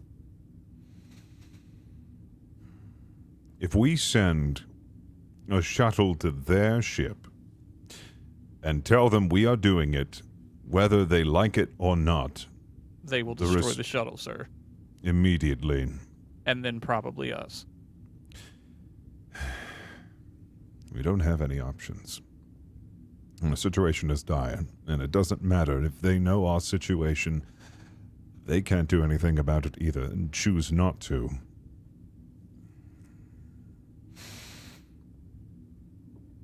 I'd like to speak to Rom, understand more about him and the situation, seeing as he could be directly involved with the destruction of those Klingon bases. I think it would be... Captain. I think it would be prudent to find out as much as we can. Let's go there now. I would caution you, Captain, that I believe the expression would be, take what he says with a grain of salt. It would be quite prudent. Very well. Ram should come accompany us. Come with us to see your cool brother. Ram would have gone back down to the computer room after everything. He's so after cool. Rom was taken.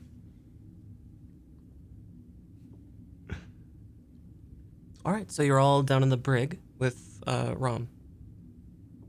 Ah, the erudite Faust returns. I've read some books in my time. All of them.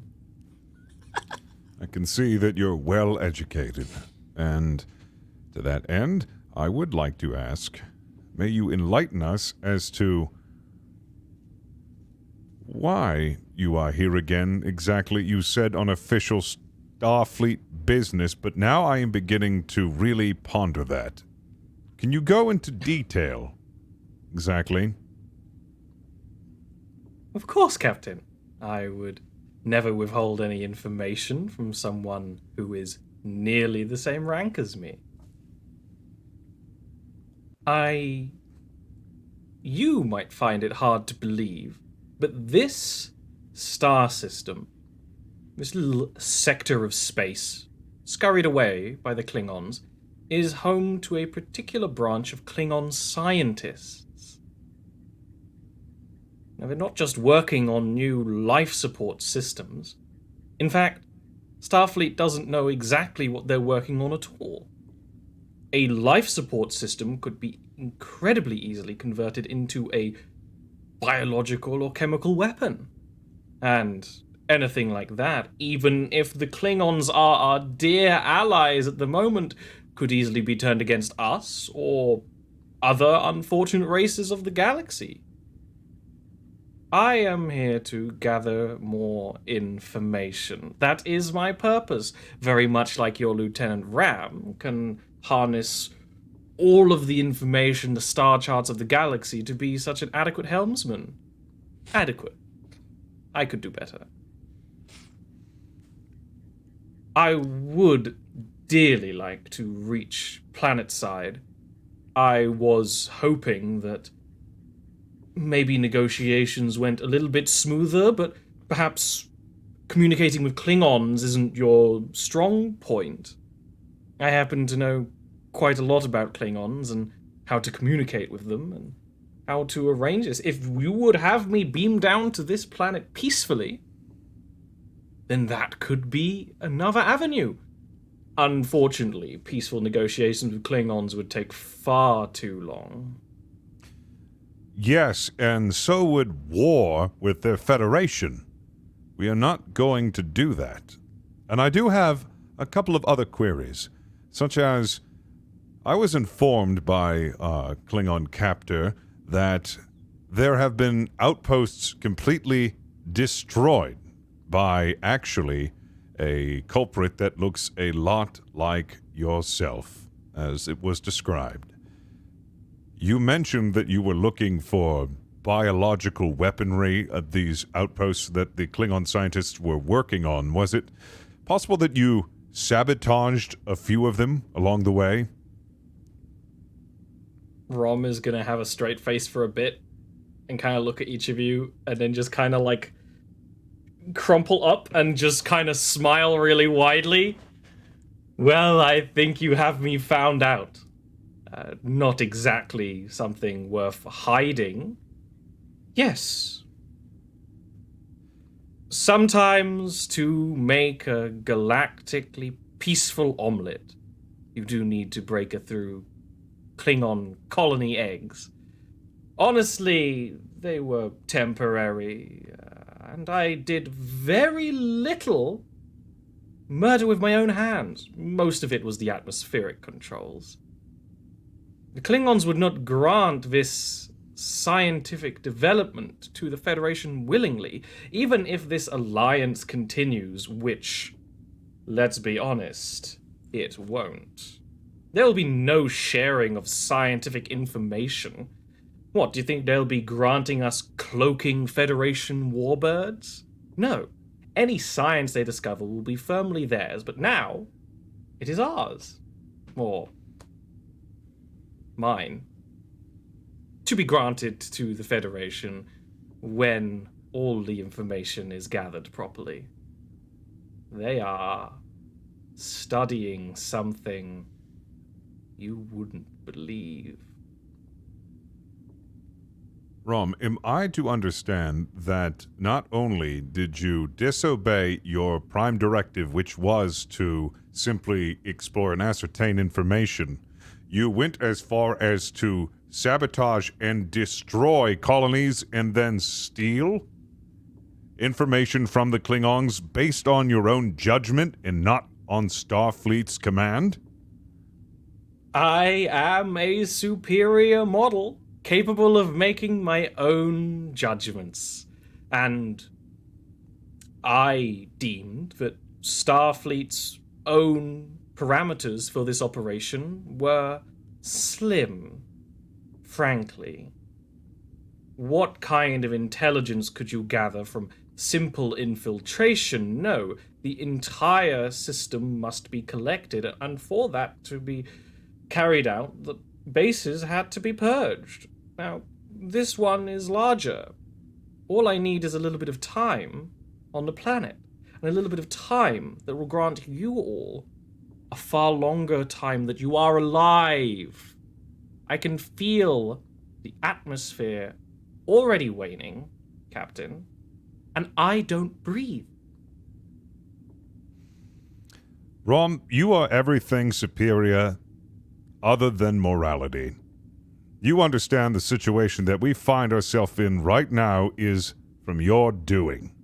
Your decision to go off the hinges and operate as your own leader has led us to this destination. Now we are all in great peril, and you want to yet again correct your actions by causing more murder. You want to destroy and kill. That is your solution to this, which will absolutely cause a war. I think not. And your actions will be noted to Starfleet. Now, you have a choice. You can help us in this situation. You can help not by destroying the colony, but by actually providing some source of help that does not cause any further damage to our relationship with the Klingons. But of course, Captain. A last resort, I assure you. But with Klingons, you often have one resort. A stealth operation into the base, into exact parameters that I have already gathered. I can save the lives of your entire crew.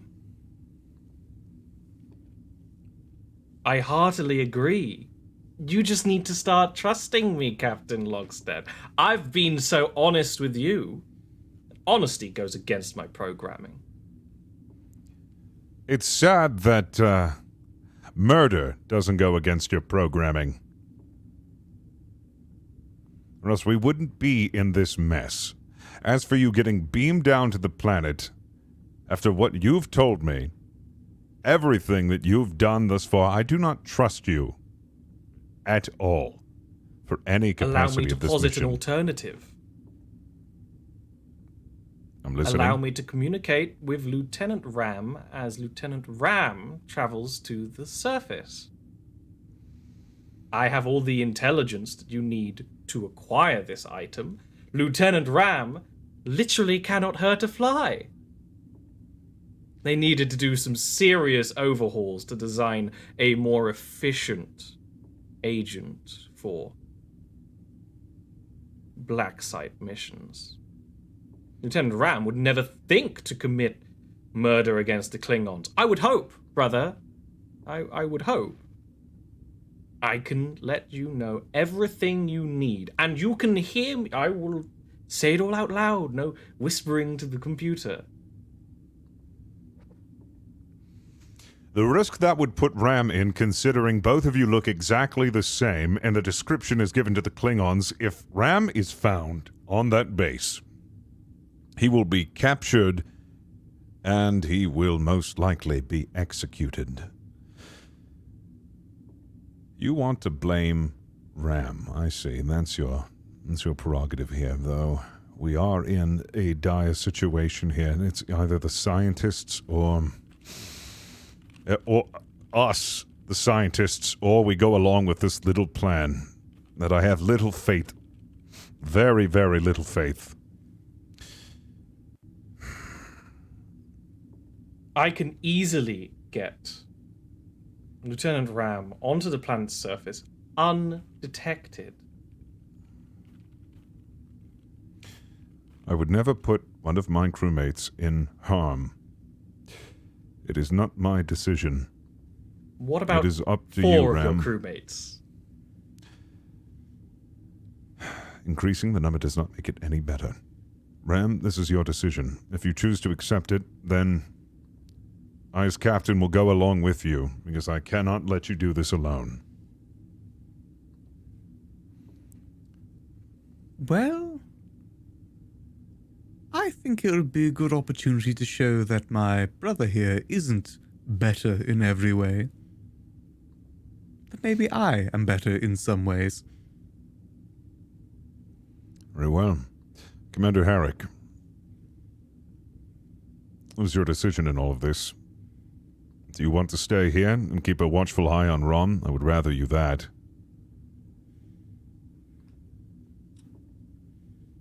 I believe that would be the most logical option, Captain. Very well. And Ram and I will go to the planet's surface and try to retrieve this life support system and then bring it back. Captain Lockstead, you may need some help identifying the exact piece you'll need to bring back. The only one who you know would know exactly what it looks like is Lieutenant Commander Belmont as well. Should also bring Belmont. Computer! Patch me in with Lieutenant Commander Belmont. Commander Belmont.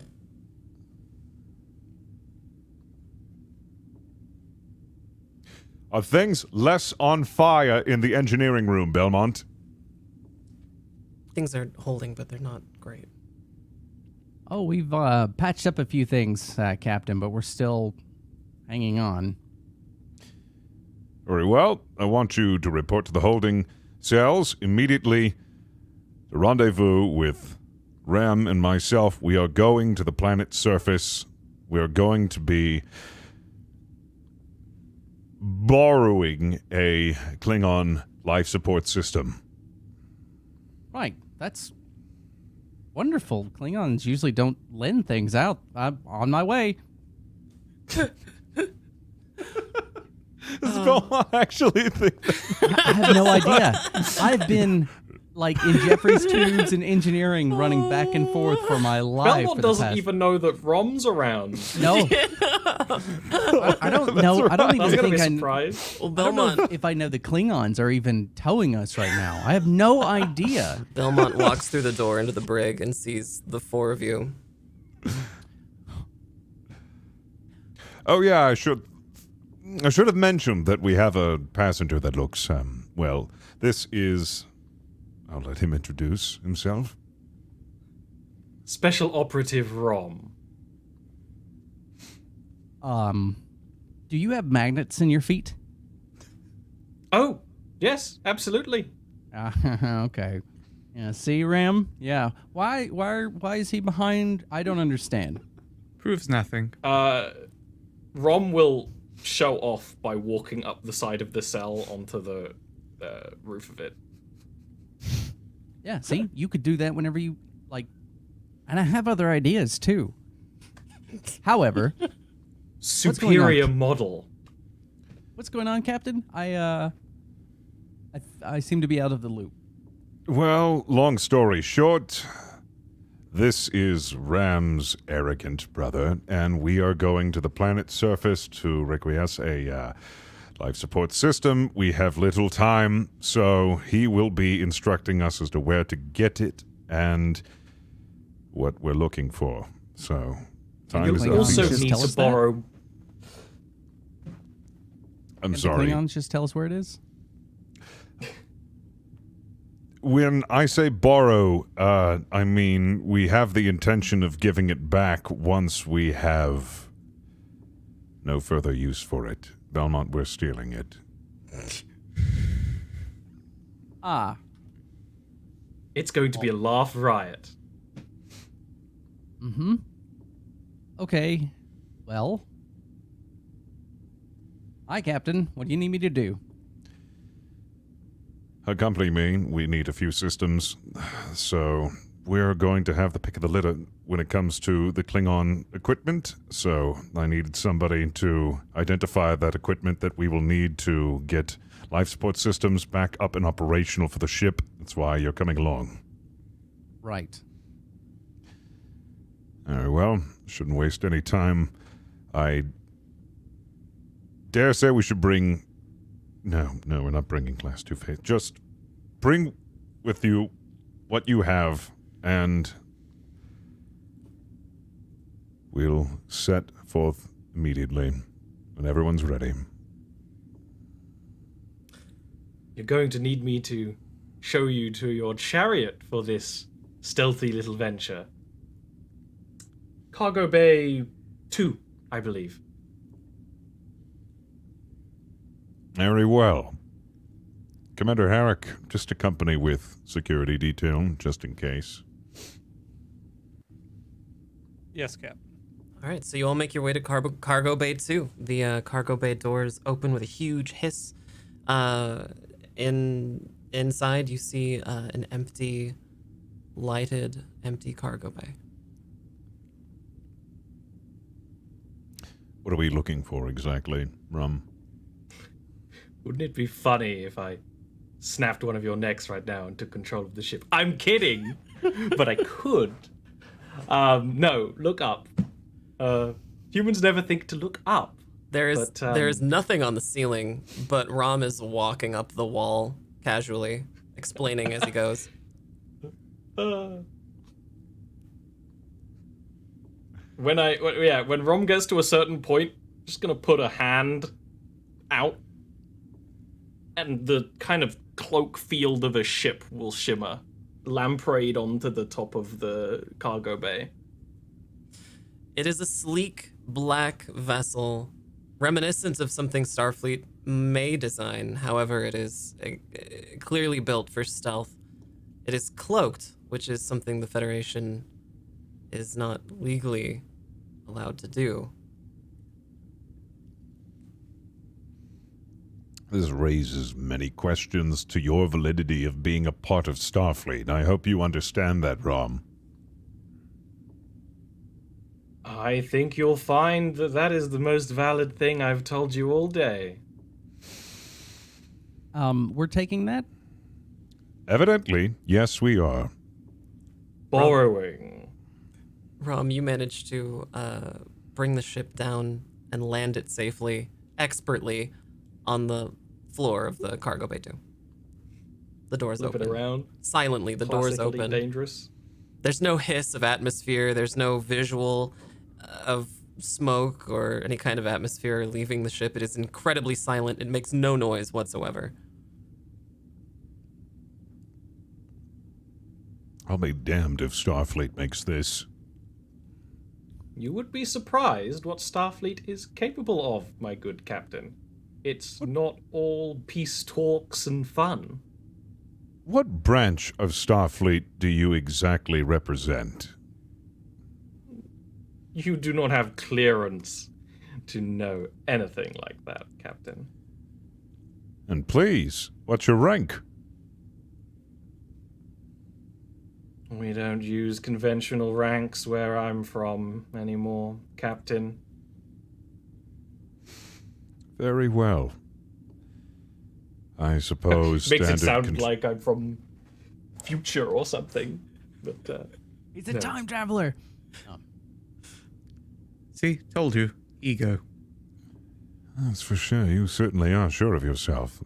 Standard controls, or should we expect something beyond our understanding, seeing as how superior you are? oh no, Lieutenant Ram should be able to fly this vessel adequately. Expertly. He flies vessels expertly. Ram, as you board this vessel, you notice that there are no controls for like a normal helm. It's not a vessel that is controlled by any kind of human interface. There only exists a small port and a seat at the helm. And you recognize this port as this very same upgraded port that you were given your last trip back to Starfleet headquarters at the Daystrom Institute. Right. Ron was correct. I should be able to fly this. Damn right you will. Don't pay any mind to him. Very well. Let's set forth.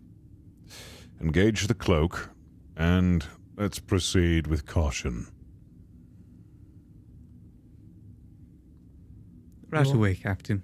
You all board the stealth vessel and are amazed at the fluidity of movement. This ship is capable of almost flying itself, Lieutenant Ram. And as the doors silently close behind you, all 5 of you in the ship feel nothing as the cloaked ship lifts off, makes it through the cargo bay,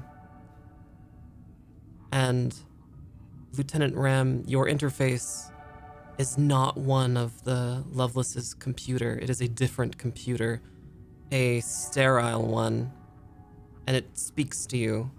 It says, User, identify yourself. This is Lieutenant Ram of the USS Lovelace. Organic crew members detected. Shall I enable life support?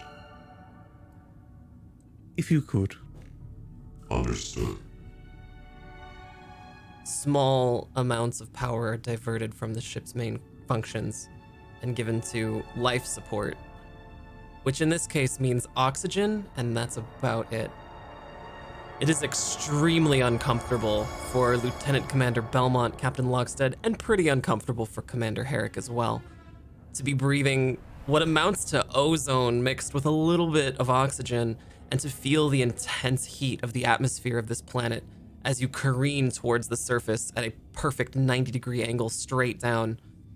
This ship is capable of moving in all degrees of motion and seems otherworldly in its ability to do that. I would They like... really Oops, sorry. Sorry, I would like the human crewmates and the Vulcan crewmate to take 3 points of stress. Wait. This is a ship designed for Okay. This is a ship designed for artificial crew life, not one made to support organic functions. But as you are careening towards the surface, the planet shrouded in darkness becomes apparent, and you see a small outpost with glittering lights. This is your destination. The stealth ship maneuvers its way towards what appears to be a service entrance. There does not appear to be any kind of movement.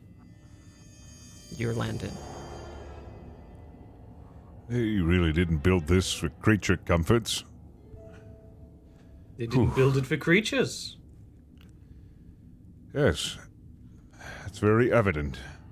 We've landed. Where to? Right through the service entrance. I will be feeding Ram the information. I'll stay on the vessel to calm your nerves. Very well. Don't try anything funny. I am devoid of humor, Captain. The doors to the stealth ship open silently, and you are immediately inside of a force field protected cargo loading dock. There's no need for exosuits. You are still technically inside of this atmosphere, but it is atmosphere designed for Klingons. It is dark, there are red lights, it's kind of musty, and not very comfortable.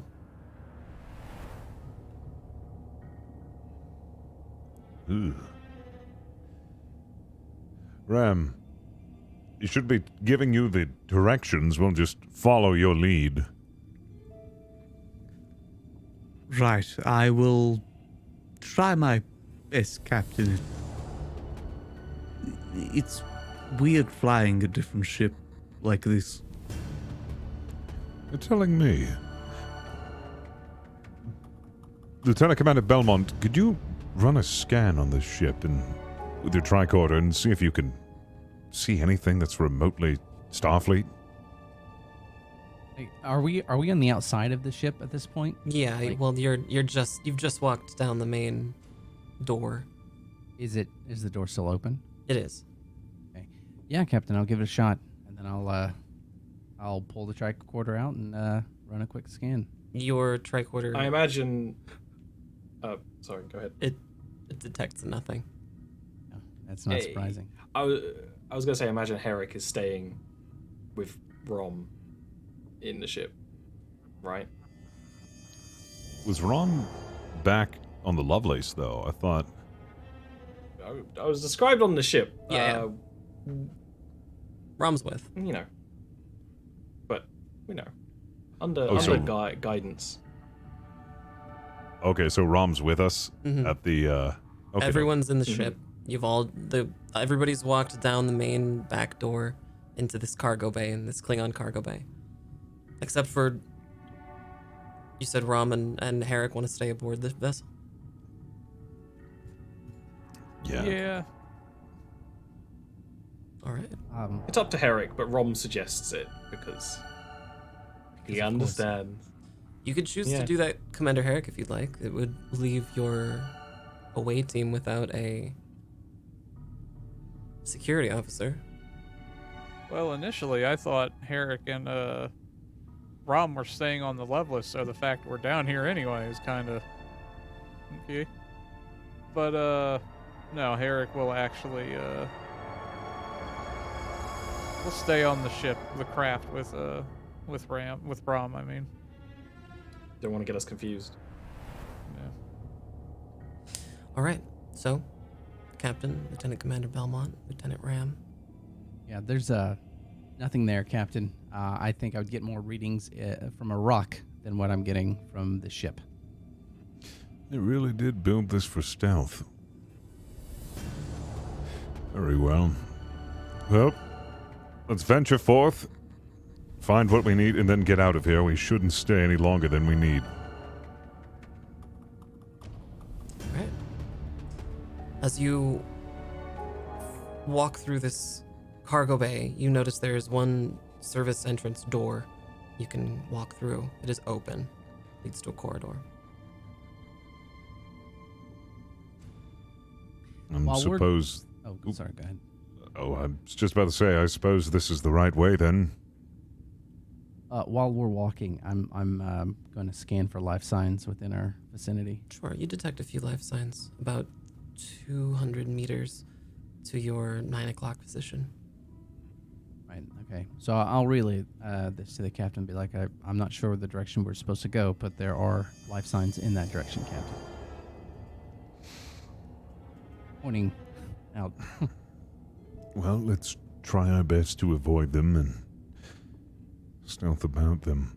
Do we know of the location of the life supports? Are we going to intercept them if we continue this course, Ram? I believe we should be okay, Captain. The corridor makes a steep turn to the left at a 90-degree angle, leading you directly towards these life signs. Oh, shit.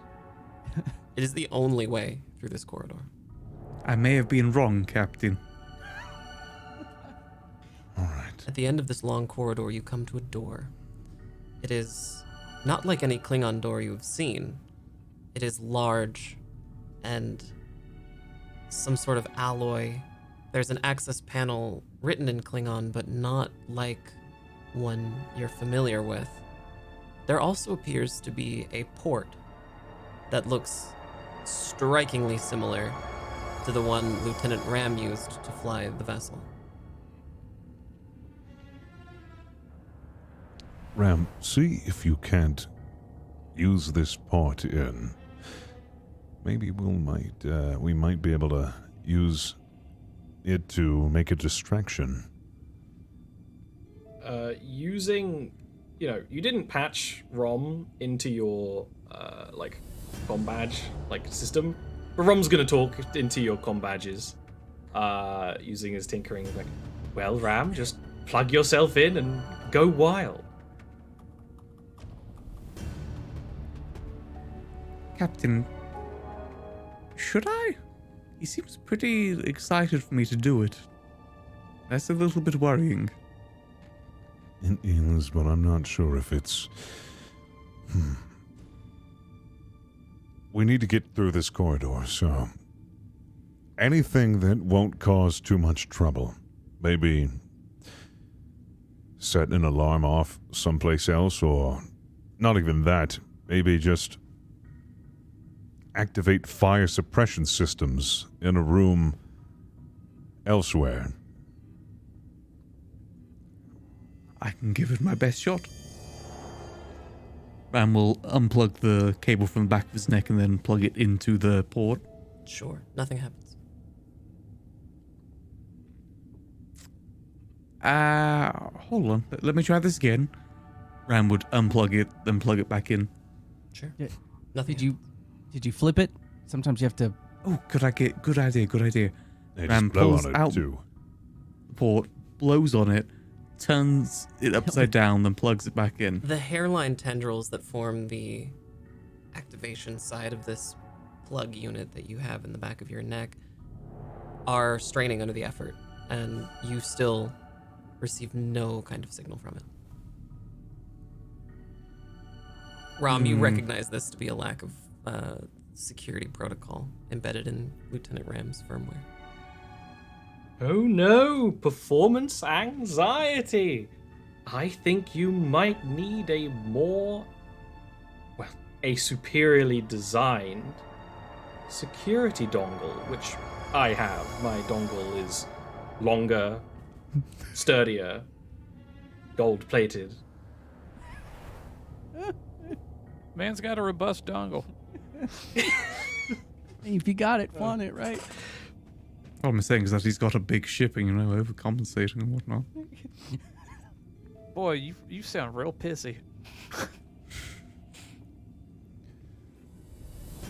I have an idea. Lieutenant Ram, You were there when we had our discussion with the captain, yes? Yes. I want you to emulate his voice and throw it down the corridor and have them report to a different station.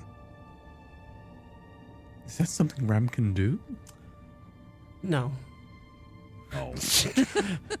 God dang it. I can't replicate voices, Captain. You I you can could try my best to replicate- impersonate You it. could replicate the voice, but you wouldn't be able to throw it anywhere. It would just be you talking. Also, the Scream at captain's top not of on the this station, is he?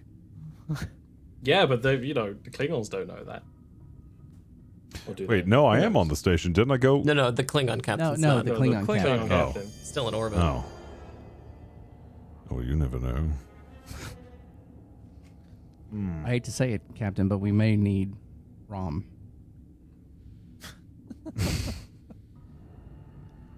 Ram, go wait in the shuttle. No, Ram can stay, just the back. No, we Commander, still got this. I don't believe I caught your name. I'm sorry, terribly rude. My name's Rom. You know that already. Like, just not talking to Herrick at this point. I'm willing to wager you also know my name. Surprisingly, I don't. I haven't been able to interface with the Lovelace yet. I don't know the specifics on the crew. Eric finds that slightly implausible, considering that he's been addressed several times in front of Rom, but decides to just sort of... I'm Commander Herrick. Would you escort me to the rest of your away team so that I can succeed where my older brother has failed? They're about to double dongle it. Alright. Herrick moves out of the way and motions for Rom to go ahead of him We'll before catch up. exiting the ship, and then we'll take them to where the rest of the away team is. All right. Well, Commander Herrick and Rom round the corner and find Captain Lockstead, Lieutenant Commander Belmont, and Lieutenant Ram frustrated at the large reinforced Klingon door. Rom, you know exactly what the layout of this building is, as you have been in several of these identical outposts over the last few days and completely understand the layout like the back of your hand. This is child's play to you. Stand aside, Ram. Rom, you Alright. remove the port from the back of your neck, plug it into the wall access panel, and immediately the door opens. There is another long corridor. However, this time there's transparent aluminum windows that lead into a large laboratory. You can see movement inside, and there appears to be a guard rounding the corner. Just through the door are some crates. You can choose to hide behind them, and it will fit all 5 of you, but that's about it.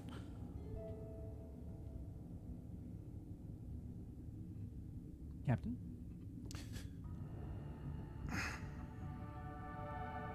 All right, just be stealthy about it. Don't make a noise.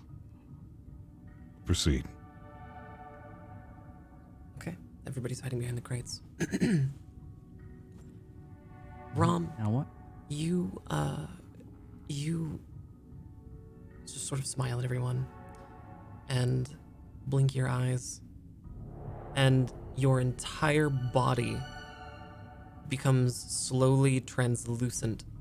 Not entirely cloaked, not invisible, but startlingly Yeah. close to cloaked. Active camouflage.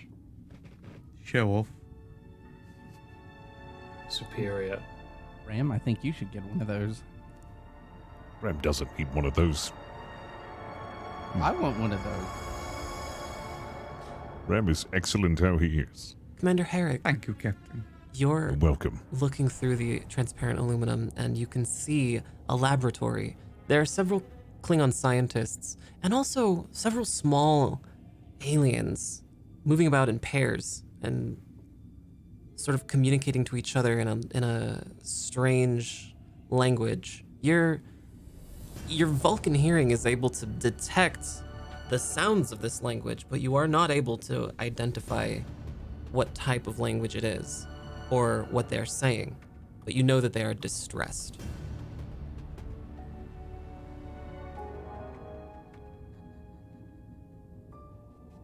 Captain, Yes, Commander Herring.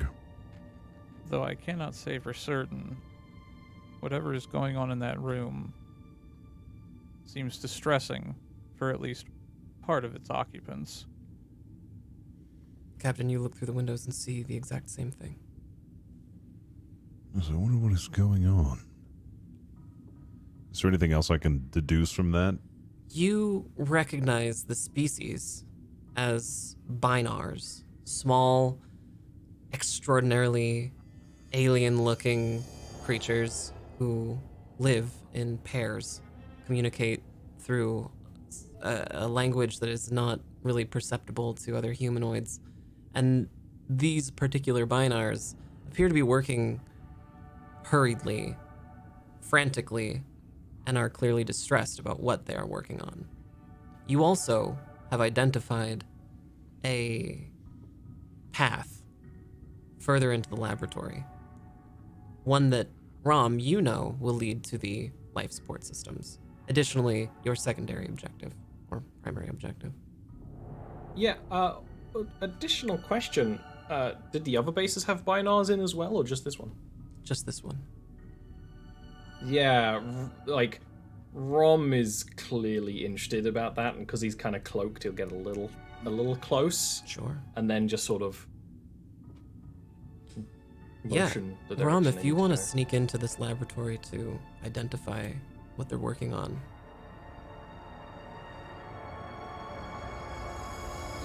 Well, if anyone's paying attention to Rom like hesitates on doing it, but is outnumbered by almost allies, so won't do it yet, but definitely like tries to get as much of a look as possible. There might even be like a tiny clicking. He's like taking pictures using his Ocular implant inbuilt things? cameras. Yeah. Yeah, exactly. Oh, yeah, right? perfect. You don't want to know where the Polaroid comes out. And then we'll just be like, this way. Are you still Quickly. cloaked-ish, or are you? Yeah, he's Can we, still translucent. we can see I'll him. use robot vision and his eyes just extend out of his skull. Like through the glass. Yeah, through the window. Crunch. Yeah, I'll kind of like wave you all over down the way to go. Okay. As you round the corner, you find a warehouse. An entrance, a large service entrance to a warehouse, a storage warehouse. And across the hall from this storage warehouse is a sign in Klingon that says danger. You can choose to go into the warehouse if you like. Rom will charge it. Yeah, okay. I think during all this, I'm just talking with Ram, saying, we can do that. I'm pretty sure it's just bending light. It's not Klingon. Klingon cloaking is phasing, really. I mean, we can do this. It's not a I mean, we can do many competition. things, we don't need everything. No, At this point, he's just showing off. Well, I know, but any tool's a good tool. So, I mean, this is a great tool. You never know when you need to be pseudo-invisible.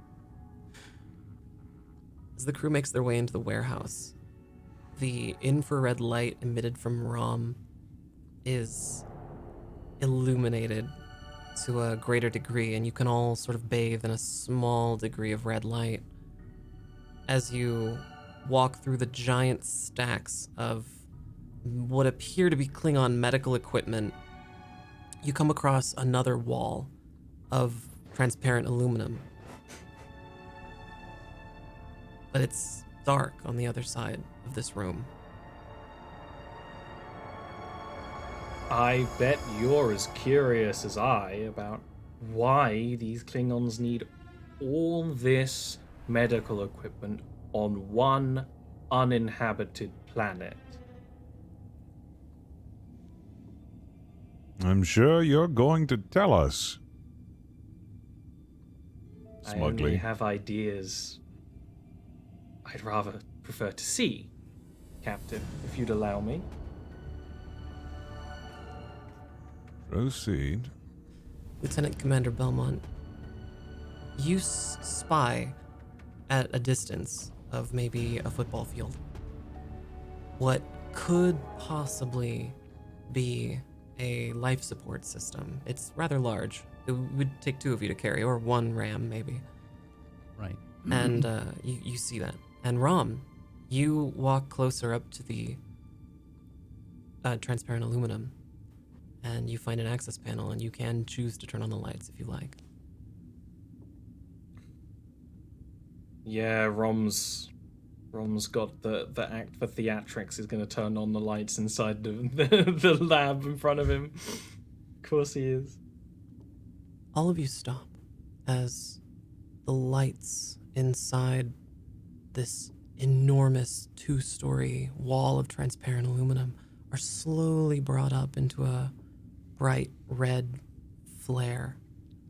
And through this room, you can see a massive football field-sized geodesic dome covering, completely opaque, a structure. This structure is nearly 3/4 the size of the Lovelace, and it appears to be a cobbled together mash of parts, intricately woven together as if they were created by kit bashing ships together. It is organized and deliberate and appears almost as if it is a piece of a greater whole.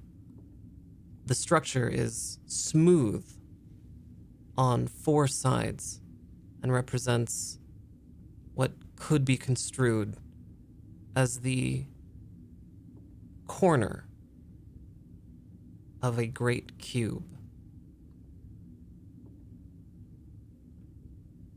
Rom is actually going to fall to his knees, like in front of it.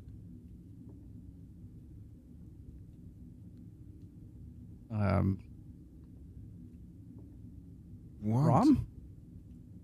is that? There are life forms beyond this quadrant of the galaxy that would not even fit the definition of life forms that the Federation would use. Of immense power, capable of merging machine and man. And the Klingons would scurry it away and learn how to breathe from it.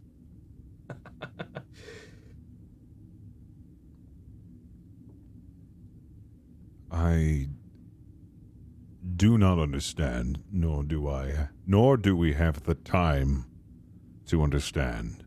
Well, what this Captain, with is. that, I think I may see our part down that way, though this is fascinating. Yes, it is something to look into. But this is, whatever that is not our main objective. Let's grab It's not the life your support main system. objective. This Captain? is your main objective. Rom, you've plugged in to Yeah. the access panel in order to turn on those lights. You're now downloading all of the data related to whatever the Klingons are studying here. And at the exact moment that you are finished with this download, there is a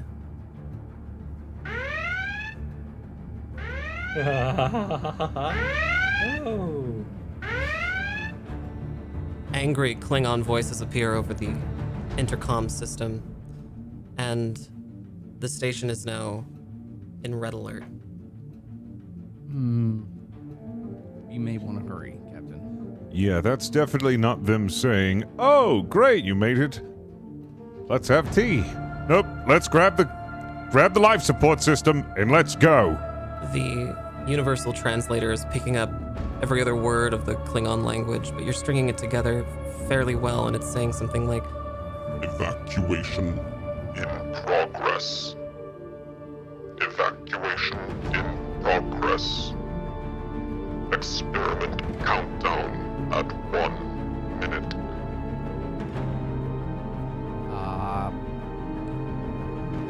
I didn't do this. Nope, didn't think you did. Let's go. I think we know who did it. Rom is like still. He's like frozen plugged into the wall still. Sure. He hasn't moved yet. Lieutenant Commander Belmont, Lieutenant Ram, you both rush over to the piece. It takes a moment, but you're able to free it from the wall. It's this rather large, almost pipe-like system. You carry it with the rather large burden of weight on Lieutenant Ram. Commander Herrick, you are overseeing Rom? Yes. Though the klaxon is not exactly reassuring. Rom, it is time to depart. Rom's gonna unplug, and there's gonna be a little. In the red light, a little green glow down the veins in the arm, kind of a tingle of green in the eyes, and it's like, yes, absolutely. Commander Herrick, you've got what you need, I got what I need. Let us make haste. Are you responsible for this? Not that. No. The transparent aluminum that you're all seeing this corner through is actually mirrored on the opposite side, and you can sort of make out the laboratory you saw before with the Klingons and the Binars in that laboratory. The Binars are clearly distressed, and they are making motions toward their Klingon scientists, like with their hands up frantically. The Klingon scientists reach down and effortlessly snap the necks of these Binars as they begin to exit themselves. Commander Herrick, if you have a phaser, we need to get in there and we need to disintegrate those bodies immediately. Is Herrick near the captain, or would Captain Lockstead be close enough to defer to on this? Yeah, Captain Lockstead's I right am. by you guys. Herrick will look over to Captain Lockstead. Elaborate, Rom. Quickly. Why? If this experiment is what I think it is, and it succeeds, the Klingons will discover how to create exactly what that is, and the power of the Binars combined, or perhaps they'll just become horrible machine flesh hybrid monsters that will devour us. Either way, their flesh needs to be destroyed before it can be merged with this. Proceed, Commander Herrick. Lieutenant Commander Belmont, Lieutenant Ram managed to make their way past the three of you and towards the door. And Belmont, do you say anything as you scurry by them with the cart? Let's probably just like, are we going or what? And I imagine that with Ram's weight, essentially, I'm just like holding on to it. My Yeah. feet are barely touching the ground. Herrick will remove his Type 2 phaser, then put it on the highest setting, and get to work. Experiment in 40 seconds. It'd be pretty basic stuff. So is well, would he be able to simply open a big enough port to view into the room? Or does he need to go in there completely? We're all still in the cargo, in the warehouse, the warehouse. We have a long way to go to get back to the shuttle in the cargo bay. Just shoot it while we're running. Rom will start following the other two. Lieutenant Ram and Lieutenant Commander Belmont, you're both moving as fast as you can with this massive piece of technology, and your compatriots, Captain, Commander, and Rom, are closely behind. There's still a loud klaxon There's still the Klingon voice countdown to begin some experiment. And as you round the corner and back through the laboratory, you can see a dying Binar trying to crawl its way through the exit to this laboratory. And you can see about 4 dead Binars back there. It's 3 dead Binars back in the room. Yeah, if Eric is indeed able, he'll disintegrate them. All 4? Of the bodies, yes. All right. You disintegrate the first dead Binar, the second dead Binar,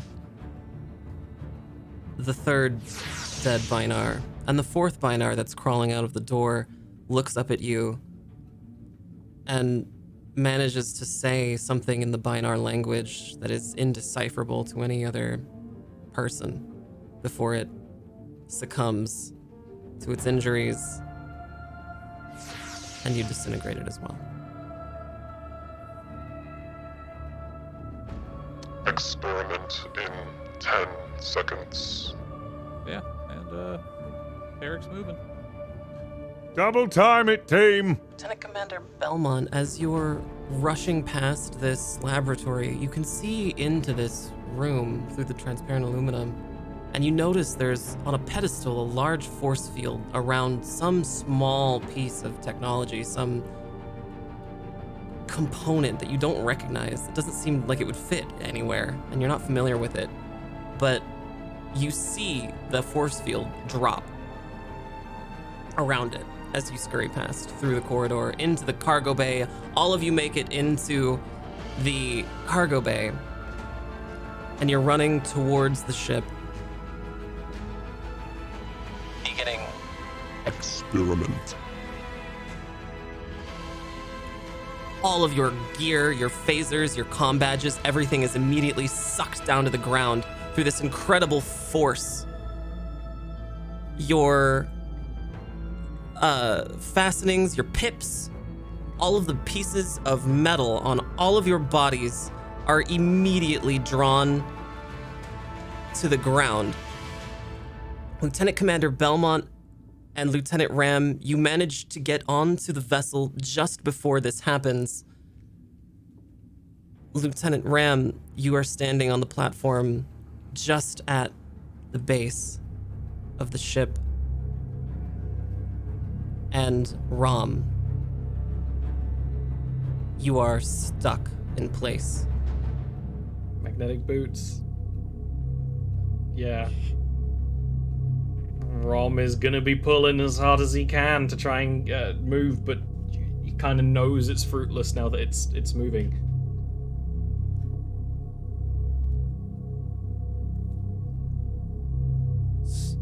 So just to be clear, where is everybody right now? You're all This moment? you are in the ship. Lieutenant Ram is just at the base of the ship. Commander Herrick and Captain Lockstead are making their way towards the ship, near it, but all of the metal on all of your bodies has immediately fallen off of you at a force that is more than any kind of neodymium magnet you're familiar with, clearly electromagnetic in nature. And Rom is stuck fast because of his feet. Ram is stuck. And if I'm on the ship, oh god, if I go over to the controls, do I have any access, or is it only from the port? Oh, there's only the port that Lieutenant Ram can interface with. Okay. Hotwire it. Yeah. Well, I'm actually going to yell for Ram to come over and plug in. Ram, come here. Yes, Belmont? just plug in, and I need you to look at the systems really fast. Right away. Is there any weapon systems on here available? There are phaser banks, but they're locked. There's some, but I can't access them. They're locked. Okay. Shit. But you can still fly it right now. Yeah, the flight systems are online. Yes, I would be able to fly it, but How what accurately about can you fly Rom? it? Yes, how accurately can you fly it? Pretty accurately. Relative, as usual. Okay, so looking at where I am from the ship and where Rom is stuck, is there a path that the ship can get over to him? Not particularly. The ship is an unusual shape and wouldn't really fit all the way into the cargo bay through the small force field you have access to. You can basically fit the loading dock, like the loading bit through the door platform through. That's about it. I could get the platform to him. No, it's not. Doesn't reach. Fuck. All right. Additionally, you've noticed that Rom now is beginning to crumple. That the weight of the magnetic field around the legs is beginning to be too much structurally for Rom to be able to handle. Captain Rom will, and Commander Herrick, you both enter the ship. Yeah, just sort of. He'll do the moment, and he knows he's doing the moment too. He'll just kind of like patch into your comm badges and be like, "Well then, save those Benzite lives. You won't find your power problems will be much trouble now that the ship is removed. Everything will go just fine. Go on. Leave." We can't leave him, Belmont. I'm racking my brain here. If we had access to, oh god, I can't. It's his feet, right? Is there a tractor beam on here? There is not. And you are noticing, Belmont, you alone are noticing that the structural integrity of the cargo bay is beginning to falter and buckle under this weight. Do you have your phaser? No, it's out there on the deck. There's nothing we can do. Oh my god, there's nothing we can do.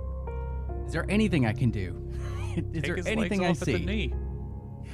There's no phasers and I can't reach it. I've tried to think about cutting his legs off so many times, but I've in so many different ways. This is why you're in therapy, you know. Look, I'm trying to save a life. Yeah, he can have legs rebuilt. Trust me, it's for saving. The thing is I think I know which way everything's going. So every idea I have, there's no fucking way. Can you download yourself? No, this is goodbye. There's Ram. nothing we can do. Fuck this. Belmont's just pissed. Ram, I know you two weren't on the best of terms, and he's your brother, and you've only known him for an hour. Wait, Been about 3 hours. could I transfer his consciousness to the ship? No. There's no way to interface with it like that. The gang tries to save a murderer. Oh, we all have. I mean, you apparently I'm a mass murderer. Rubble right? is rubble is beginning to fall from the ceiling. Large to go. chunks of alloy are Structure. falling. The structure's not going to hold. We have to go or be caught underneath it. Belmont, let's get set to go. Ram, are you sure? You don't want to say anything to Rom. We can't save him. Ram just gives him the finger and then they shut the ship. Guess who's back on top? Ram will look at Rom one last time. One day we'll have our rematch. I'm sure of it. As am I. Lieutenant Ram boards the ship, the door closes behind you, and the ship silently leaves the cargo bay. As the ship is is leaving the planet's surface, Lieutenant Ram, your connection to this vessel is able to ascertain that the building where Rom was stuck to the floor has collapsed, and you are now at full speed towards the Loveless. However, you are experiencing... Warning. Self-destruct sequence imminent. I swear that wasn't me. Warning. 30 seconds to self-destruct. Ram, can you set this to autopilot after you disconnect? Is that a thing you can do? Is it a thing that Ram can do? Yeah. Does this craft have transporters? It does. It does. It does. Yes, I can, Belmont. Right. Well, I would. It would be get a us as single. close- It would be a single transport. You'd have to transport individually. Oh, okay. If you can get us close enough to the ship to decloak, if we're close enough to the ship, it should mask our signature compared to the Loveless. And then I might be able to. Oh God! If you drop all stealth systems, I might be able to transport us all onto Loveless, and then. God, can you reinitialize stealth after the fact? Is that a thing we can do on a timer? Lieutenant Ram, you can get close to the Loveless, but this thing is gonna blow. If we get too close, we could risk damaging the Loveless as well.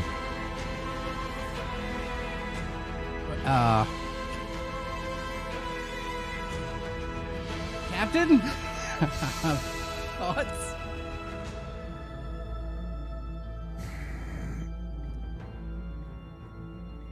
Do I have my communicator badge on me? No, but Ram is able to communicate with the Loveless.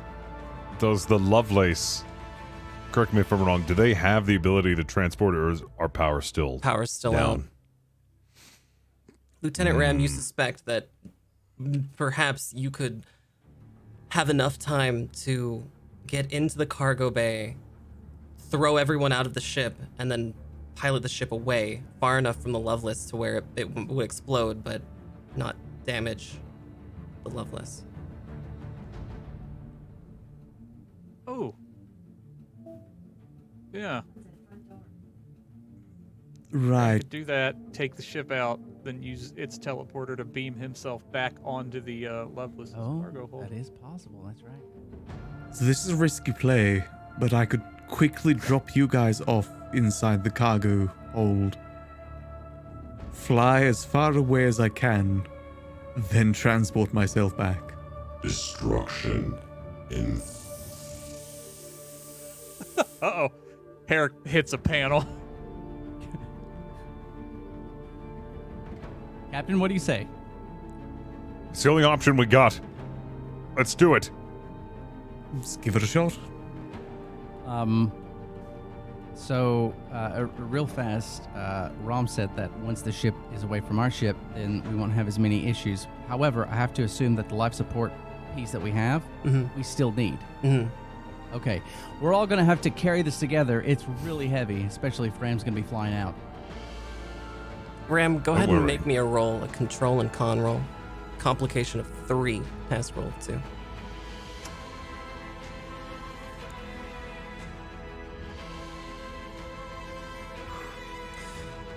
Okay, perfect.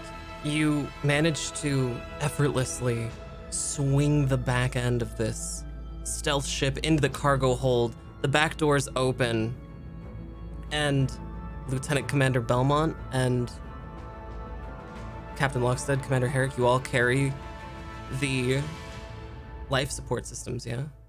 Yep. As fast Yep. as possible. You make the massive jump of like 10 feet with this giant piece of equipment. And Captain Lockstead, I'll need a roll from you. It'll be a fitness and command roll. Complication of 2. Task roll of 2. Fitness and command. The one thing that I did not upgrade. I did not hit the gym. Oh, The jump is rather far for you, and My leg. it does break your leg. You'll take 4 points of stress. Go! Lieutenant Ram, your ship is fully under your control. You speed out of the cargo bay with the back of the ship still open and are moving as fast as possible. You don't have time to operate the teleporter. Instead, you jump from the back of this ship towards the Loveless. I'll need you to make a roll. It'll be a daring and con roll with a complication of 3, a task roll of 2. All right, well, you have partial success, full success with a 2. You managed to jump as fast as your non-magnetized legs can carry you. And it is just enough to push you from the ship halfway to the Loveless. And as you're floating, neutrally buoyant in space, the ship behind you explodes. And the force of the explosion is enough to push your little android body through the cargo bay force field, where you land with an unceremonious thud next to your captain, who is in need of medical attention, and the rest of your crew. Oh, thank God, Ram, you're okay. Oh, it's not supposed to bend that way, is it? Oh, No. I'd like to think that No, it's not. my foot is like right here. It's like pointing at me. Deploying emergency medical services, Captain. Yes, please. The ship's computer drops down enormous mechanical tentacles from the ceiling. They are extremely dense and rough, but you are taken care of by the ship's computer. Commander Herrick, I could use some assistance from security personnel to carry this as quick as possible to the systems near Medbay. Eric would have definitely paged them as soon as they hit the floor. Security team is on site, and they're prepared to help in any way they can. All right, I'm just gonna get up, and nothing against the captain, but I'm gonna just this way and then rush off. All right. Well, you're back. You have the life support systems. And everything appears in order. Captain Lockstead, do you have anything you would like to say to the crew of the USS Loveless? Captain, I'm detecting an 82-degree deviation in your foot trajectory. Shall I correct it now? But not yet. I need to be strong and address the crew. Open hell.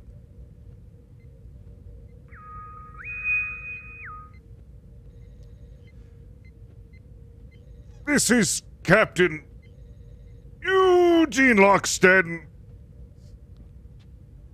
I am speaking to you now, and not the most comfortable of status, but I wanted to let you know that, go forget this, I am in pain. This is horrible. Oh! Ah! Ah! The computer breaks the other leg. Ah! 20 bucks says Gregory somewhere on the ship sprinting. As the captain addresses the crew in a very unfamiliar way, Rom is experiencing something very different. Rom, you are submerged in darkness. There is no feeling. There is no ability to sense anything other than a presence. Not just one presence, but many presences. You're feeling as though you were being watched by 1,000 eyes at once. Ah, family. We are the Borg. You will be assimilated. Your diversity will be added to our own. Resistance is futile.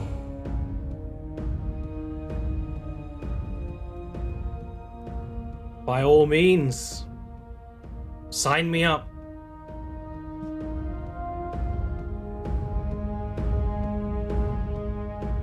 There is nothing but blackness.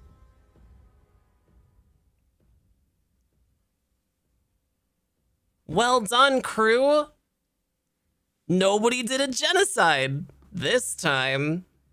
Well, we didn't, but Rom, on the other hand. Not today. Well, there was the Binars, but you know. Well, they were already dead. Yeah, they were basically already dead. Yeah, I mean that's. One of them, Eric could have passively lived. let that one die and then killed it. Living you without literally its just went- living without its Go ahead. pair would have been a fate worse than death. Honestly, you know, Yeah, would have been a that's fate fair. worse than death. That's fair. I'm really curious how they got a piece of a Borg vessel. Eh, I mean, to have it, eh, to have it. eh. They've got somebody like on the edge of the Delta Quadrant, and they just like, hey guys, look what I got here. It's There's fine, one man. like It's used fine. ship salesman who just passed it along. This baby right here.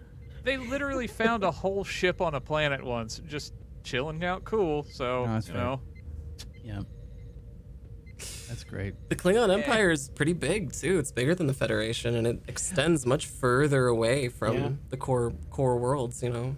we've dealt with a lot of things that extended much further than we're used to this episode. I've noticed. Well, you know, I think that Like Rom's doggo. dongle. Is it his vascular dongle. Oh, Does jeez. it actuate? I'm just wondering, like, for it to. It doesn't do anything anymore. Well, I know, but did it actuate? Dongle anxiety. Is it an any? or Some an things are between Rom and his creator. All it does now is Assimilates.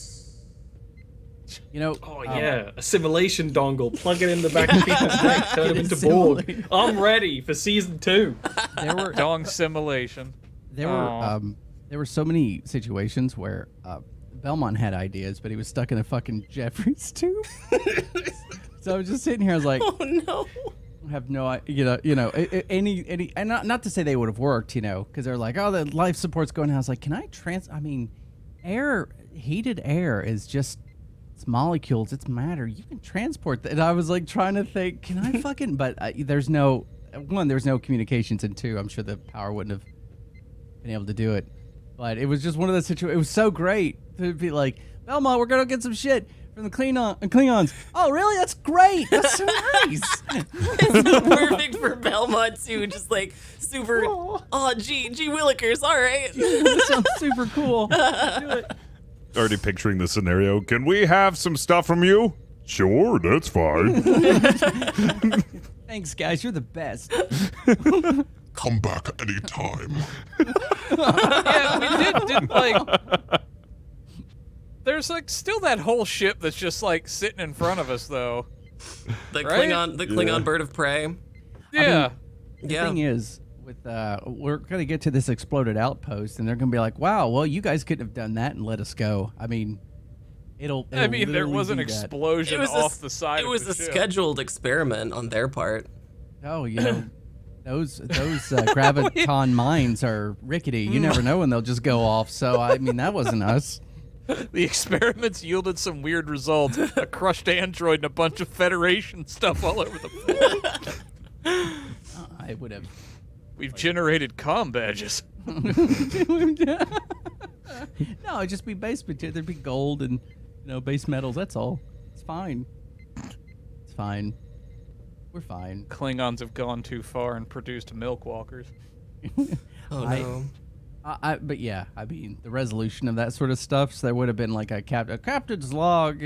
After the Klingons discovered their destroyed base, in some tense discussions, they agreed it couldn't have been us and sent us on our way through a open spot, and we went like, God. as the ship just goes into space, continuing its mission. Okay. It's fun. Well- Eric tries to transfer off again. Well, thank you so much, Olirant, for coming on and being our Yeah, you were great. Rom. This is wonderful. Fantastic. Let's So go around great. and Awesome. we're getting Loads of fun. Go around, give everybody a little quick shout out, and then that'll be it. So, Captain Lockstead, Fist of the Walrus. Hello, I'm Fist of the Walrus. I played Captain Lockstead. I'm a role player and variety streamer here on Twitch. Currently playing some Conan Exiles on one of their new modded maps. It's been a lot of fun. Had a lot of fun with this episode. I knew there was going to be some point when we went into the Borg, because that's like the one thing I knew about Star Trek before I started watching TNG.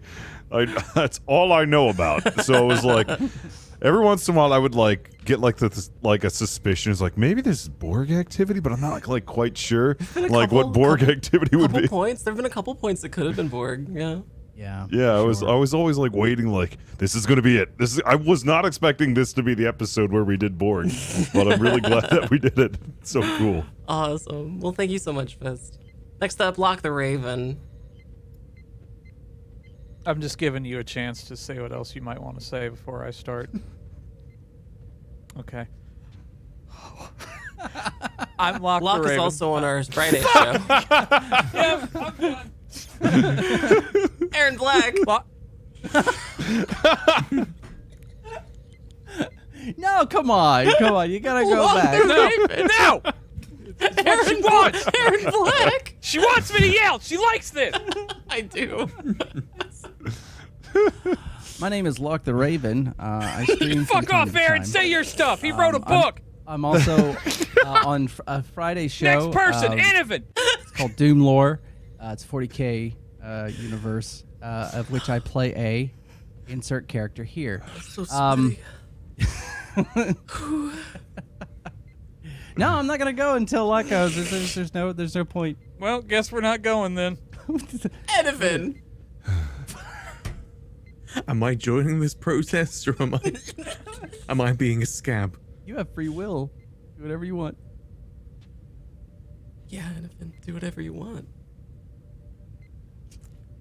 You wouldn't do the same for me, actually. So hey there, I'm Enovan. I'm a streamer here on Twitch. Typically, I stream variety and some roleplay games as well. Awesome. You can find me at twitch.tv/Enovan. That's ENEVUN.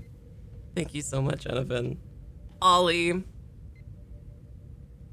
Hello, I'm Ollie Rant. I run the Friday Doomlore Warhammer 40k show on Fable Scraps. That's a whole lot of fun. I also do a whole lot of other D&D homebrew and just general stream stuff on Twitch and Twitter. If you like the general chaos of ROM and that kind of role play and world building, then you'd love my kind of stuff. Olirant, OLIRINT, and also there's a board game series coming out, so follow my Twitter if you like board games. Schism Immolation of Oathfare. It's coming out the end of spring. Awesome. Well, thank you so much, Ollie. My name, of course, is Nicotine. I do a lot of roleplay on my own channel, twitch.tv/Nicotine, Nikatine. I also help run things here at Fable Scraps. So, yeah, if you want to see any of that stuff, make sure you hit the follow button here at Fable Scraps. And if you are listening to the show on podcasting apps such as Spotify or Stitcher, know that we record this show live every Tuesday at 3 p.m. Pacific. That's 6 p.m. Eastern. Here at twitch.tv/Fable Scraps. Catch up with our VODs on YouTube or here at Twitch. Catch up with our Discord community and our social media presence at Discord, at twitter.com/FableScraps and fablescraps.com/Discord. Have a wonderful week, everyone. We'll see you next week here at Star Trek Adventures Loveless, only on Fable Scraps. Bye-bye, everyone. Farewell.